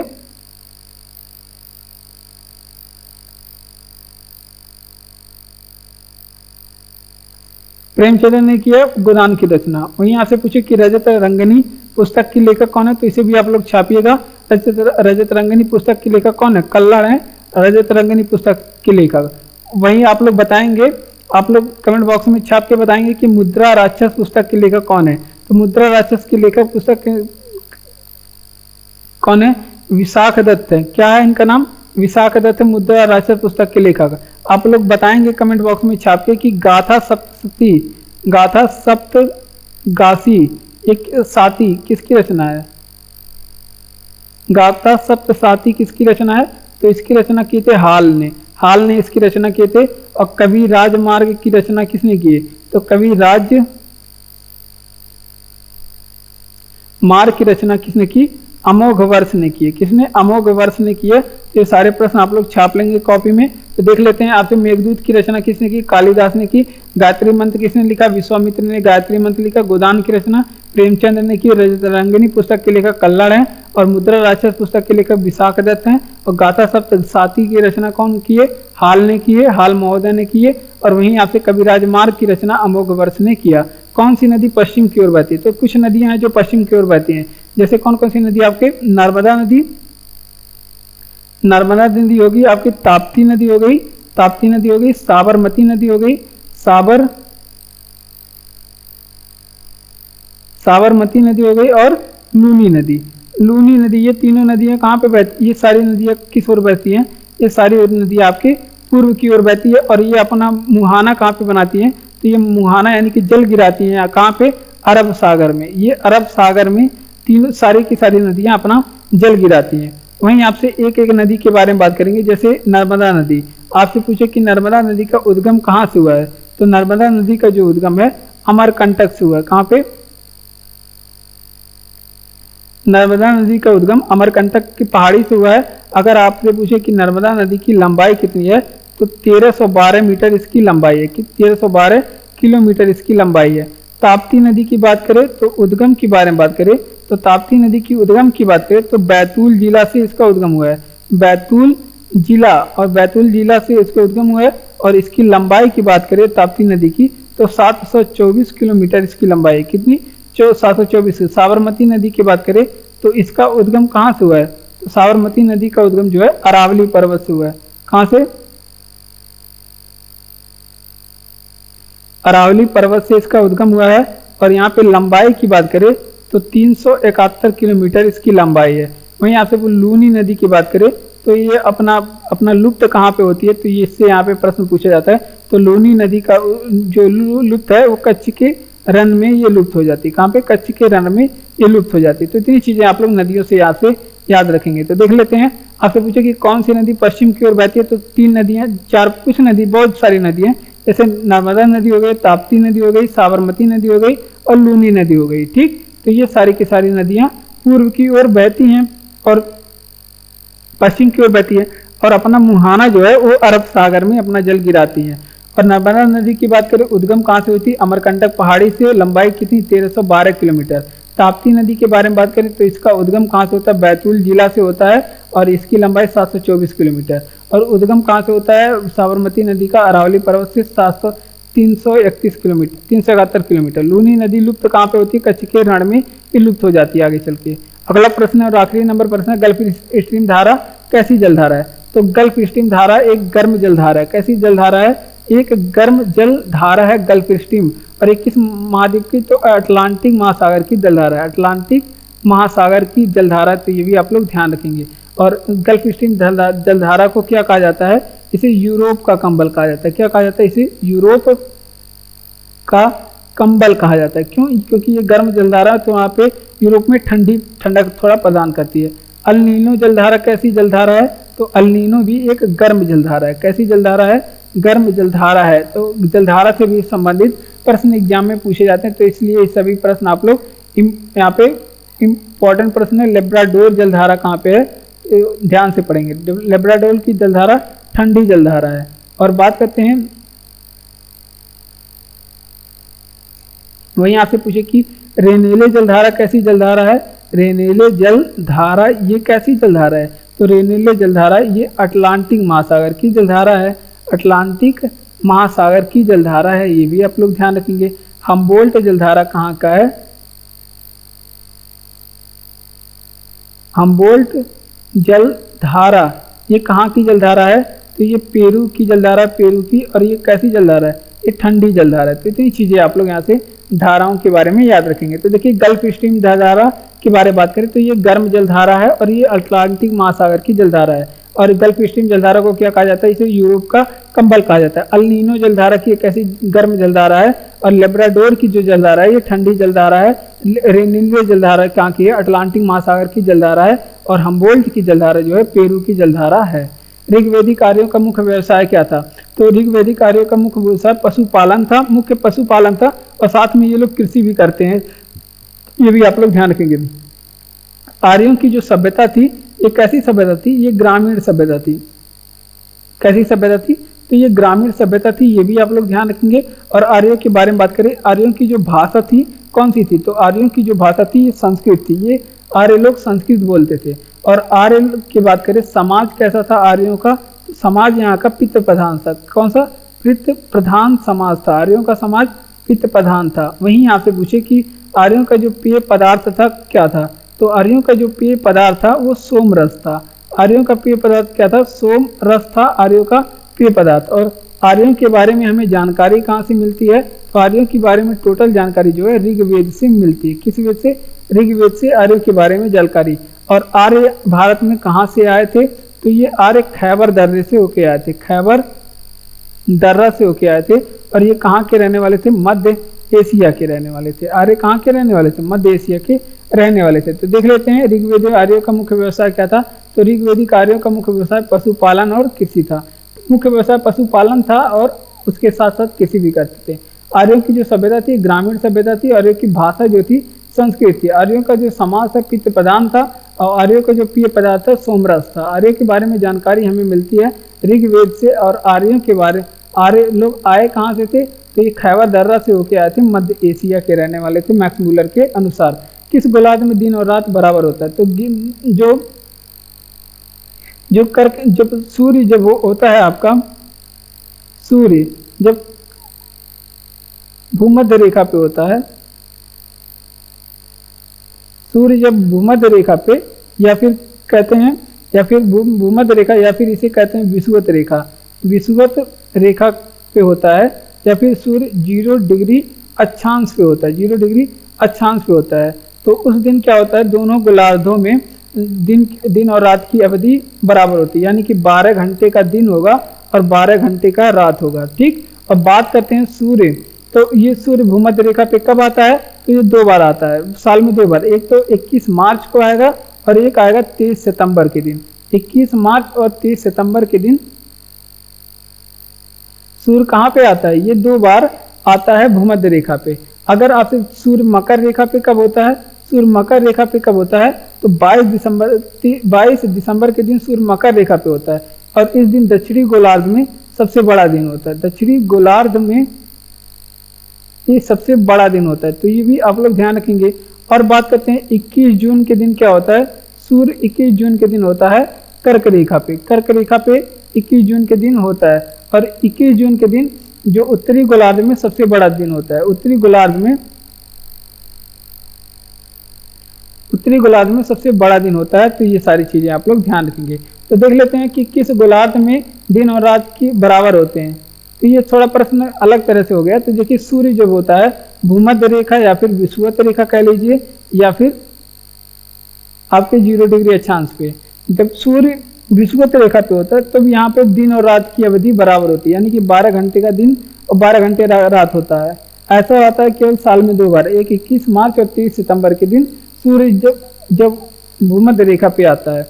और मकर रेखा पे सूर्य कब होता है, तो 22 दिसंबर के दिन सूर्य मकर रेखा पे होता है और इस दिन दक्षिणी गोलार्ध में सबसे बड़ा दिन होता है। और 21 जून के दिन सूर्य कर्क रेखा पे होता है और इस दिन उत्तरी गोलार्ध में सबसे बड़ा दिन होता है। अगला प्रश्न है कि चाणक्य किसके समकालीन थे, तो जो चाणक्य थे ये चंद्रगुप्त मौर्य के समकालीन थे। किसके, चंद्रगुप्त मौर्य के समकालीन थे। और चंद्रगुप्त मौर्य के चाणक्य कौन लगते थे, तो चंद्रगुप्त मौर्य के ये महामंत्री थे। इनके दरबार में महामंत्री पद पे थे, महामंत्री थे। और चंद्रगुप्त मौर्य के ये गुरु भी थे, चंद्रगुप्त मौर्य के गुरु जी थे और महामंत्री पद पे भी इन्होंने रखा था। और बात करते हैं, अब बात करेंगे ये चंद्रगुप्त मौर्य किस वंश के शासक थे, तो ये मौर्य वंश के शासक थे। किस वंश के, मौर्य वंश के शासक थे। और मौर्य वंश के बारे में बात करें, स्थापना किसने की, तो मौर्य वंश की स्थापना चंद्रगुप्त मौर्य ने की। किसने, चंद्रगुप्त मौर्य ने किया था मौर्य वंश की स्थापना। और आपसे पूछिए कि सुदर्शन झील का निर्माण किसने करवाया था, सुदर्शन झील किसने बनवाया था, तो चंद्रगुप्त मौर्य ने बनवाया था सुदर्शन झील, चंद्रगुप्त मौर्य ने बनवाया था सुदर्शन झील। ये भी आप लोग ध्यान रखेंगे। और इनके दरबार में कौन लोग रहते थे, तो चंद्रगुप्त के दरबार में फाहियान आया था। कौन आया था, फाहियान आया था समुद्रगुप्त के दरबार में। चंद्रगुप्त के दरबार में। और ये फाहियान कहाँ का यात्री था, ये चीनी यात्री था। ये कहाँ का एक यात्री था, चीनी यात्री था। तो इतनी चीजें यहाँ पे ध्यान रखेंगे। चाणक्य किसके समकालीन थे, चंद्रगुप्त मौर्य के समकालीन थे। चंद्रगुप्त मौर्य के दरबार में महामंत्री और गुरुजी भी इनके थे। और चंद्रगुप्त मौर्य के बारे में बात करें, मौर्य वंश की स्थापना कौन किया, चंद्रगुप्त मौर्य ने किया। ठीक, अब बात करते हैं सुदर्शन झील का निर्माण भी किसने करवाया, चंद्रगुप्त मौर्य ने करवाया। इनके दरबार में कौन आए थे, फाहियान इनके दरबार में आए थे। फाहियान एक चीनी यात्री थे। शिलालेखों का जनक किसे कहा जाता है, तो अशोक को कहा जाता है शिलालेखों का जनक, अशोक क्यों कहा जाता है। अब बात करते हैं सर्वप्रथम अशोक के अभिलेखों को किसने खोजा। सर्वप्रथम अशोक के अभिलेखों की खोज किसने की थी, तो सर्वप्रथम अशोक के अभिलेखों की खोज टी पैंथलर ने की। किसने, टी पैंथलर ने की। और कब की, 1750 में खोज। और सर्वप्रथम अशोक के अभिलेखों को पढ़ा किसने, सर्वप्रथम अशोक के अभिलेखों को पढ़ा जेम्स प्रिंसप। किसने पढ़ा, जेम्स प्रिंसप ने सबसे पहले अशोक के अभिलेखों को पढ़ने में सफलता प्राप्त की। और ये कब पढ़े थे, 1837 में सबसे पहले। अब बात करते हैं यहाँ पे कलिंग युद्ध के बारे में वर्णन किस अशोक की किस शिलालेख में मिलती है, कलिंग युद्ध के बारे में, तो अशोक के 13वें नंबर के शिलालेख में, 13वें शिलालेख में अशोक युद्ध के वर्णन का बात मिलता है। ठीक, और सबसे लंबा स्तंभ लेख कौन सा है, तो सबसे लंबा जो है स्तंभ कौन सा है, तो अशोक का सबसे लंबा जो स्तंभ है वो 7वां है। कौन सा, 7वां है। ठीक, अशोक का नाम किस अभिलेख से मिलता है, अशोक का नाम किस अभिलेख से मिलता है, तो मास्की और गुर्जरा अभिलेख, मास्की एंड गुर्जरा अभिलेख से मिलता है अशोक का नाम। तो गुर्जरा जो अभिलेख था ये तो था आपका कहाँ पे, मध्य प्रदेश में। गुर्जरा अभिलेख मध्य प्रदेश में था। और जो मास्की अभिलेख है कर्नाटक का अभिलेख था। ठीक, तो इतनी चीजें आप लोग यहाँ से ध्यान रखेंगे। तो देखिए शिलालेखों का जनक किसे कहा जाता है, अशोक को कहा जाता है। अशोक के जो शिलालेखों की सबसे पहले खोज टी पैंथलर ने 1750 में की। अशोक के अभिलेखों का सर्वप्रथम पढ़ा किसने, जेम्स प्रिंसप ने 1837 में। कलिंग युद्ध के बारे में वर्णन अशोक के 13वें शिलालेख में मिलती है। अशोक का सबसे लंबा शिलालेख कौन सा, 7वां शिलालेख है। अशोक का नाम मास्की और गुर्जरा अभिलेख में मिलता है। मास्की जो है वो आपका कर्नाटक का अभिलेख है और गुर्जरा जो है वो मध्य प्रदेश में पाया जाने वाला अभिलेख है। तो देख लेते हैं। जय हिंद। आज के वीडियो में बस इतना ही। अगर आपको वीडियो अच्छा लग रहा है तो वीडियो को लाइक, चैनल को सब्सक्राइब, अपने दोस्तों तक वीडियो को शेयर भी करिए और हमें कमेंट करके बताइए कि आपको वीडियो अब कैसा लग रहा है। ठीक, और बात करते हैं आपके अगर पीडीएफ चाहिए तो यूट्यूब टेलीग्राम में मिल जाएगा, वहां से आप जाके डाउनलोड कर सकते हैं। तो थैंक यू, मिलते हैं अगले वीडियो में। तब तक के लिए आप पढ़ते रहिए, खुश रहिए।